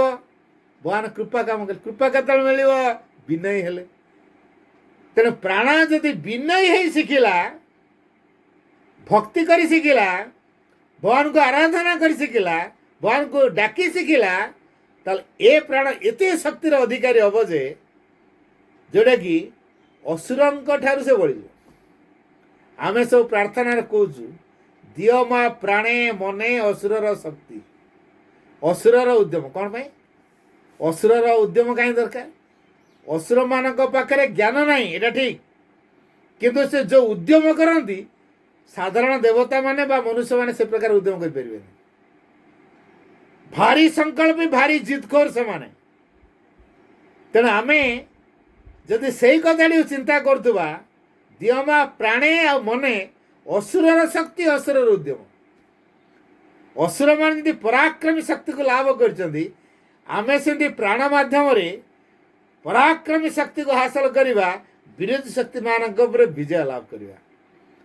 ଯଦି ଆମେ ବିଜୟ ଲାଭ କରିବାକୁ ଚାହୁଁଛୁ ବିରୋଧୀ ଶକ୍ତିମାନଙ୍କ ଉପରେ, ତାହେଲେ ପ୍ରାଣକୁ ଆମେ ଶିକ୍ଷିତ କରିବା ଦରକାର, ମାର୍ଜିତ କରିବା ଦରକାର, ବିନୟୀ କରି ଶିଖିବା ଦରକାର, ଉଦାର କରି ଶିଖିବା ଦରକାର, ଅକପଟ ହୃଦୟ ତିଆରି କରି ଶିଖିବା ଦରକାର। ତେଣୁ ଯେଉଁ ହୃଦୟରେ କପଟତା ଭରି ରହିଛି, ସେ ହୃଦୟରେ ମା ସ୍ଥାନ ପାଇପାରିବେ ନାହିଁ। এই ହୃଦୟ ରୂପକ ମନ୍ଦିରକୁ ଶୁଦ୍ଧିକରଣ କରିବାକୁ ପଡ଼ିବ, ତାହେଲେ ମା ସେଠି ସ୍ଥାନ ପାଇବେ। ଶିକ୍ଷାର ମାଧ୍ୟମ ହେଉଛି ସେଇଟା। ଆମ ହୃଦୟକୁ ଶୁଦ୍ଧିକରଣ କରାଯିବ, ହୃଦୟ ସହିତ ସମ୍ପର୍କ ଯୋଡ଼ାଯିବ। ହୃଦୟ ସହିତ ସମ୍ପର୍କ ଯୋଡ଼ିଲେ ହୃଦୟ ଭିତରୁ ଅନ୍ତରାତ୍ମାଙ୍କର ପ୍ରେରଣା ପାଇ ଆମର ମନ ପ୍ରାଣ ଶରୀର ପରିଚାଳିତ ହେବେ। ତେଣୁ ହୃଦୟ ଭିତରେ ଯେଉଁ ଅନ୍ତରାତ୍ମା ଅଛନ୍ତି, ସେ ଅନ୍ତରାତ୍ମାର ପ୍ରେରଣାକୁ ଶୁଣି ମନ ପ୍ରାଣ ଶରୀର ପରିଚାଳିତ ହେଲେ ଏ ଶରୀର ପ୍ରାଣ ମନ ଦିବ୍ୟ ଅଭିମୁଖୀ ହେବେ, ଭଗବାନ ପାଇଁ ପରିପୂର୍ଣ୍ଣ ଯନ୍ତ୍ର ହେବେ। ତେଣୁ ଯେଉଁ ଦିବ୍ୟ ରୂପାନ୍ତର କାର୍ଯ୍ୟ ସହଜ ହେଇଯିବ। ତେଣୁ ଶାରୀରିକ ଭାବରେ, ମାନସିକ ଭାବରେ, ପ୍ରାଣିକ ଭାବରେ ଆମେ ଗୋଟେ ଯେ ସ୍ୱଭାବ ପାଇଛୁ, ଏ ସ୍ୱଭାବରେ ଅନେକ ଉଗ୍ରତା ଅଛି। କାମ, କ୍ରୋଧ, ଲୋଭ, ମୋହ, ହିଂସା, ଇର୍ଷା ଏସବୁ ଅଛି। ଛଦ୍ମ ରୂପରେ ସେ ଅଛି, ସେ ଆକ୍ରମଣ ହିଁ କରୁଛି। ଆମେ ତା ଆକ୍ରମଣର ମଧ୍ୟ ଶିକାର ହେଉଛୁ। ତା ଭିତରେ ଦାସତା ରହିବାକୁ ବାଧ୍ୟ ହେଉଛୁ, ତା ଦାସତ୍ୱ ଭିତରେ ରହିବାକୁ ବାଧ୍ୟ ହେଉଛୁ। ତେଣୁ ପ୍ରାଣ ଭିତରେ ଏଇ ଯେଉଁ ଅସୁମାରୀ କାମନା ବାସନା ଉଦ୍ରେକ ହେଉଛି, ତା ଉପରେ ବିଜୟ ହାସଲ କଲେ ଅଧିକ ଆନନ୍ଦ ମିଳିବ। ମା ସେଥିପାଇଁ କହିଲେ, ଟୁ କନକ୍ୟୁର ଏ ଡିଜାୟାର ବ୍ରିଙ୍ଗସ୍ ମୋର୍ ଜୟ ଦାନ୍ ଟୁ ସାଟିସ୍ଫାଇ ଇଟ୍। ଗୋଟିଏ କାମନାକୁ ଚରିତାର୍ଥ କରିବା ଅପେକ୍ଷା ତା ଉପରେ ବିଜୟ ହାସଲ କରିବାରେ ଅଧିକ ଆନନ୍ଦ ମିଳେ। ତେଣୁ ଏ ଦୃଷ୍ଟିରୁ ଆମର ଏଇ ଯେଉଁ ଜୀବନଟି ଦିଆଯାଇଛି, କାମନା ବାସନା ଚରିତାର୍ଥ କରି ତୃପ୍ତ ଲାଭ କରିବା ପାଇଁ ନୁହେଁ, ଅନ୍ତରାତ୍ମା ସହିତ ସମ୍ପୃକ୍ତି ରଖିବା, ଅନ୍ତରାତ୍ମାକୁ ଆଗକୁ ଆଣିବା, ମନ ପ୍ରାଣ ଶରୀରକୁ ଅନ୍ତରାତ୍ମାର ଉପାଦାନରେ ପରିପୃଷ୍ଟ କରିବା, ଅନ୍ତରାତ୍ମାଙ୍କ ଜୀବନର ଗାଇଡ୍ ରୂପରେ ମାନିବା, ଅନ୍ତରାତ୍ମା ପ୍ରଭାବରେ ମନ ପ୍ରାଣ ଶରୀର ପରିଚାଳିତ ହେବେ, ପ୍ରଭାବିତ ହେବେ। ଏଇ ଯେଉଁ ଜୀବନର ଯେଉଁ ବିଶେଷ ଜ୍ଞାନ, ତାକୁ ଆମକୁ ଶିକ୍ଷା କରିବାକୁ ପଡ଼ିବ। ଆଉ ଶିକ୍ଷା ଭିତରେ ଯେଉଁ ମହାନ କଥା ଗୁଡ଼ିକ ଅଛି, ମୁଁ ଆଜି 5ଟା ଟିପ୍ସ କରି କହୁଛି, ପୁଣି କେବେ ସୁଯୋଗ ମିଳିଲେ ସେ 5ଟା ଟିପ୍ସ ଉପରେ ବିଶଦ ଭାବରେ ଆଲୋଚନା କରିଦେବି। ପ୍ରଥମ କଥା ଯାହା କରିବା ଦରକାର, to learn for the sake of knowledge. ଜ୍ଞାନ ସକାଶେ ଆମେ ଶିକ୍ଷା କରିବା ଉଚିତ ଫାର୍ଷ୍ଟ। ଦ୍ୱିତୀୟ ଦିଗ ହେଲା two know the secrets of nature and life. ପ୍ରକୃତି ଏବଂ ଜୀବନ, ଆମେ ଯେଉଁ ବିଶ୍ୱ ପ୍ରକୃତି ଭିତରେ ରହିଛୁ ତାର ରହସ୍ୟ କ'ଣ, ଆମର ଯେଉଁ ଜୀବନ ରହସ୍ୟ କ'ଣ, ଆମର ଏ ପ୍ରକୃତି ସହିତ ବିଶ୍ୱ ପ୍ରକୃତିର କି ସମ୍ପର୍କ ଅଛି। ତେଣୁ ଆମର ବ୍ୟକ୍ତି ପ୍ରକୃତି ଆଉ ବିଶ୍ୱ ପ୍ରକୃତି ମଧ୍ୟରେ ସମ୍ବନ୍ଧ କ'ଣ। ତେଣୁ ଆମ ପ୍ରକୃତିକୁ କେମିତି ଦିବ୍ୟ ପ୍ରକୃତି କରାଯିବ, ଯାହାଫଳରେ ଦିବ୍ୟ ପ୍ରକୃତି ହେଲେ ସେ ପ୍ରକୃତି ଦିବ୍ୟକୁ ଚାହିଁବ। ଏ ଦୃଷ୍ଟିରୁ ଆମ ପ୍ରକୃତି କେମିତି ଦିବ୍ୟ ପ୍ରକୃତିର ତାଳରେ କେମିତି ଚାଲିବ, ଦିବ୍ୟ ପ୍ରକୃତି କେମିତି ହେଇପାରିବ, to know the secrets of natural life. ତୃତୀୟ ଦିଗ କ'ଣ, to educate oneself in order to grow in consciousness. To educate oneself, ନିଜେ ନିଜକୁ ଶିକ୍ଷିତ କରାଇବା। ତା ଅର୍ଥ ପ୍ରତି ମୁହୂର୍ତ୍ତରେ କ'ଣ ହେଉଛି, କାହିଁକି ହେଉଛି, କିପରି ହେଉଛି, ତାକୁ କେମିତି ଅତିକ୍ରମ କରାଯିବ, ତାର ପୁନରାବୃତ୍ତି କେମିତି ଆମ ଭିତରେ ହେବନି, ପ୍ରତି ମୁହୂର୍ତ୍ତରେ ନୂତନତା କେମିତି ଆସିବ, ଯେଉଁ ଭୁଲଟି ମୁଁ କରିଛି ତାପରେ ମୋର ରେକ୍ଟିଫିକେସନ୍ ଆସିବ, ସେ ଭୁଲ ଆଉ ମୋ ଭିତରେ ପୁନରାବୃତ୍ତି ହେବନି, ସେ ସ୍ତରକୁ ମୁଁ ଅତିକ୍ରମ କରିବି। ଯେଉଁ ସ୍ତରରେ ମୋ ଭିତରେ ଭୁଲ ଭ୍ରାନ୍ତି ଆସୁଛି ସେ ସ୍ତରକୁ ମୁଁ ଅତିକ୍ରମ କରିବି। ତେଣୁ ଏଇଟା ହେଲା ଟୁ ଏଜୁକେଟ୍ ୱାନ୍ସେଲ୍ଫ। ଅନ୍ତରାତ୍ମା ଦ୍ୱାରା ଚାଲିଲେ ସେ ଆମକୁ ଯଥାର୍ଥ ଏଜୁକେଟେଡ୍ କରିଦେଇପାରିବେ। ତେଣୁ ଏଇଥିପାଇଁ ଆମକୁ ଚେତନାକୁ ବିକଶିତ କରିବାକୁ ପଡ଼ିବ, ଶୁଦ୍ଧିକରଣ କରିବାକୁ ପଡ଼ିବ, ତାହେଲେ ଆମେ ଅଗ୍ରଗତି କରିପାରିବା। ଚେତନାର ଶୁଦ୍ଧିକରଣ ନାହିଁ, ଆଉ ପ୍ରଗତି ନାହିଁ, ଚେତନାର ବିକାଶ ହେଉନି, ମାନେ ଆମ ଜୀବନର ପ୍ରଗତି ହେଉନି। ତେଣୁ to educate oneself in order to grow in consciousness. ଚତୁର୍ଥ ଦିଗ, ଟୁ ଡିସିପ୍ଲିନ୍ ୱାନ୍ସେଲ୍ଫ, ନିଜେ ନିଜକୁ ଶିକ୍ଷିତ କରାଇବା। ଯେମିତି ସେମିତି ଟୁ ଡିସିପ୍ଲିନ୍ ୱାନ୍ସେଲ୍ଫ ଅର୍ଥ ନିଜେ ନିଜ ପାଇଁ ଶୃଙ୍ଖଳା ବ୍ୟବସ୍ଥା କରିବା, ନିଜେ ନିଜକୁ ଶୃଙ୍ଖଳିତ କରିବା। In order to overcome one's weaknesses and incapacities, ନିଜ ମଧ୍ୟରେ ଯେଉଁ ଅପୂର୍ଣ୍ଣତା ରହିଛି, ଦୁର୍ବଳତା ରହିଛି, ତାମସିକତା ରହିଛି, ତାକୁ ଚିହ୍ନି ପାରିକି ତାପରେ ଅତିକ୍ରମ କରିବା। এই ସକାଶେ ନିଜେ ନିଜ ପାଇଁ ଶୃଙ୍ଖଳା ବ୍ୟବସ୍ଥା କରିବା। ପଞ୍ଚମ ଦିଗ ହେଲା to advance in life towards a goal, ଗୋଟିଏ ଲକ୍ଷ୍ୟ ଦିଗରେ ଅଗ୍ରସର ହେବା। ଯେଉଁ ଲକ୍ଷ୍ୟ କି that is nobler and vaster, ଅଧିକ ମହତ୍ତର ଏବଂ ବିଶାଳତର, ମୋର୍ ଜେନେରସ୍ ମୋର୍ ଟ୍ରୁ, ଅଧିକ ଉଦାରତର ଏବଂ ଅଧିକ ସତ୍ୟତର। এইଭଳି ଏକ ଲକ୍ଷ୍ୟ ଦିଗରେ ଜୀବନକୁ ଅଗ୍ରସର କରାଇ ନେବାରେ ଯିଏ ସାହାଯ୍ୟ କରେ ତା ନାଁ ହେଉଛି ପୂର୍ଣ୍ଣାଙ୍ଗ ଶିକ୍ଷା।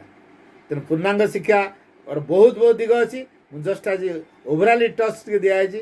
ପୁଣି କେବେ ସୁଯୋଗ ମିଳିଲେ ମୁଁ ଆହୁରି ଅନେକ କଥା କହିବି। ଆଜି ତ ସମୟ ହେଇଗଲାଣି, ମୁଁ ଆଲୋଚନା ଏଠି ରଖୁଛି। ଧନ୍ୟବାଦ।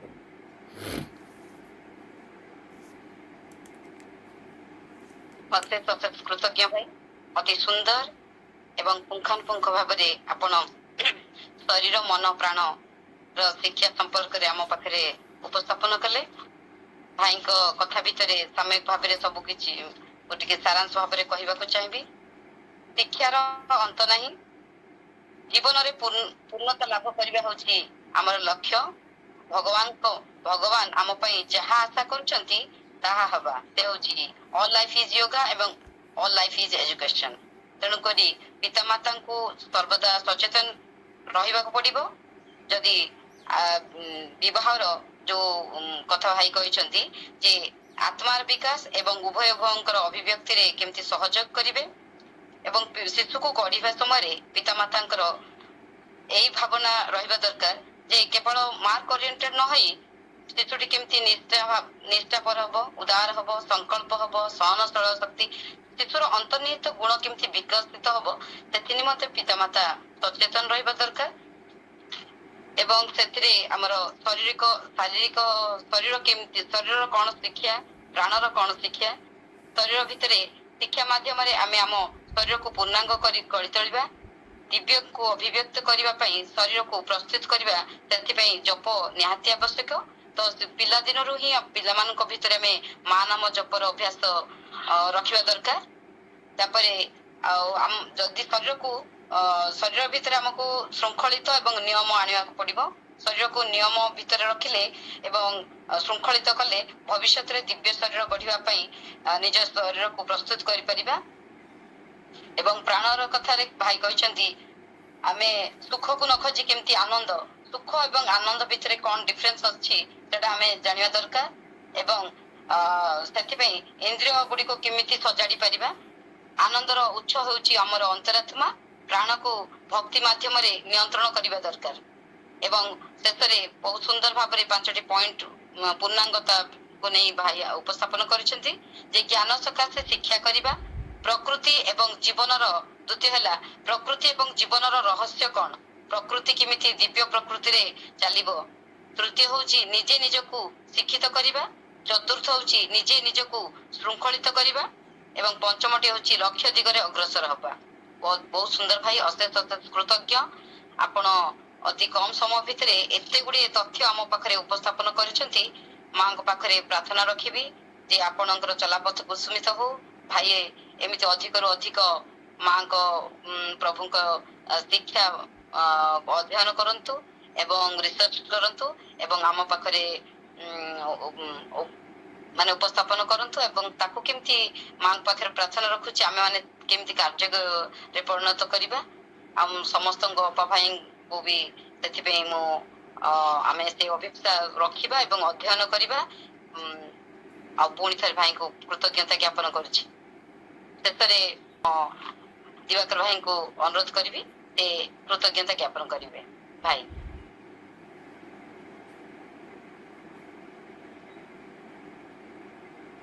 परम प्रभु श्री अरविंद करुणामय माँ श्रद्धेय सम्माननीय अजय भाई आदरणीय आतापा आज पाठ्यक्रम उपस्थित थिबा समस्त भाई भणी मानक मोर विनम्र नमस्कार जनाऊछि।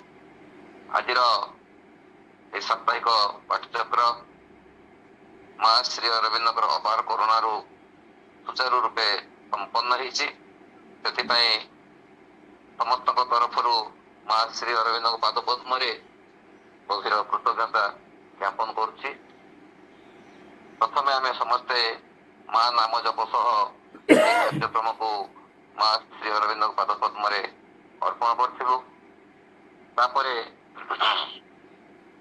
कोटपाटू आदरणीय मिता अपा, सुनाबेड़ारू आदरणीय ज्योति अपा एवं कोटपाटू श्रद्धेय एवं सम्माननीय सुरमा अपा दुर्गा स्तोत्र ध्यान प्रार्थना और मातृवंदना निवेदन करथिले।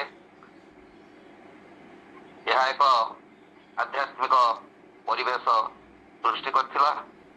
तेणु आम समस्त तरफ अपा मान मोर विनम्र कृतज्ञता ज्ञापन करुछि। ऋतुर केउझरु श्रद्धेय सम्माननीय अजय भाई आम अनुरोध रक्षा करी कार्यक्रम जोग दे आलोचना को अत्यंत रसासिक्त करथिले। सेथिपई भाई को अनेक अनेक कृतज्ञता। आमर अनुरोध रक्षा करी भाई आमर ये कार्यक्रम जोग देथिबारु माँ श्री अरविंद पाद पद्म गभीर भाव में कृतज्ञता ज्ञापन करुछि। शिक्षा होची पूर्णतार एक बलिष्ठ माध्यम। भगवान जहाँ चाहती ताहा ही उठिबा होची पूर्णता। एथिपई शरीर प्राण मन एवं अंतरात्मार बहु बहु व्यापक कथा को भाई खूब कम समय मध्य आम मान आगे अति सरल भाव अति सावलील भाव प्रकाश कर भाई निकट में कृतज्ञता ज्ञापन करुछि। भाई आलोचना जे अत्यंत हृदय स्पर्शी गभीर एवं अत्यंत विनम्र ताको आम समस्ते अनुभव करछु। वाक्य कहबार आवश्यकता नहीं। तेणु भाई को पुणी थे आम समस्त तरफ मोर विनम्र कृतज्ञता ज्ञापन करुछि। पुणी आम जब समय सुविधा हम भाई पुणी असमाप्त आलोचना को शुणापी आम समस्ते अत्यंत आग्रह सह अपेक्षा करूँ। भाई को पुणी अनुरोध रहा आम कार्यक्रम जोगदेवे। आज आशा आपा अत्यंत श्रद्धा सह कार्यक्रम को परिचालना करछंती। आशा आपाकर परिचालना शैली अत्यंत मनमुग्धकर एवं हृदय स्पर्शी। मोर अनुरोध थिला आशा आपा एथर पाठ्यक्रम को ତୁମେ ପରିଚାଳନା କରିବ ମୋର ଅନୁରୋଧ ରକ୍ଷା କରି ଆଶାପା ଏ କାର୍ଯ୍ୟକ୍ରମକୁ ସୁନ୍ଦର ଭାବରେ ପରିଚାଳନା କରି ମା ଶ୍ରୀ ଅରବିନ୍ଦଙ୍କ ପାଦ ପଦ୍ମରେ ଅର୍ପଣ କରିଥିବାରୁ ଆଦରଣୀୟ ଆଶାପାଙ୍କୁ ମଧ୍ୟ ଆମ ସମସ୍ତଙ୍କ ତରଫରୁ ମୁଁ ଗଭୀର କୃତଜ୍ଞତା ଜଣାଉଛି। ଆଜିର ଏହି କାର୍ଯ୍ୟକ୍ରମରେ କୋରାପୁଟ ଜିଲ୍ଲାର ତଥା ଓଡ଼ିଶାର ବିଭିନ୍ନ ପାଠ୍ୟକ୍ରମରୁ ଯୋଉ ଭାଇ ଭଉଣୀମାନେ ଉପସ୍ଥିତ ରହି ଏ କାର୍ଯ୍ୟକ୍ରମକୁ ଶ୍ରବଣ କରିଛନ୍ତି, ପାଠ୍ୟକ୍ରମରେ ଯୋଗ ଦେଇଛନ୍ତି, ସମସ୍ତ ଭାଇ ଭଉଣୀମାନଙ୍କୁ ମୁଁ ଆମ ସମସ୍ତଙ୍କ ତରଫରୁ କୋରାପୁଟ ପାଠ୍ୟକ୍ର ସଂଗଠନ ତରଫରୁ ବିନମ୍ର କୃତଜ୍ଞତା ଜଣାଉଛି। ଶେଷରେ ପୁଣି ମା ଶ୍ରୀ ଅରବିନ୍ଦଙ୍କ ପାଦ ପଦ୍ମରେ ଆମର ସମସ୍ତଙ୍କର ଗଭୀର କୃତଜ୍ଞତା ଜଣାଇ ରହୁଛି। ସମସ୍ତଙ୍କୁ ଅନେକ ଅନେକ ଧନ୍ୟବାଦ ଏବଂ ବନ୍ଦେ ମାତରମ୍।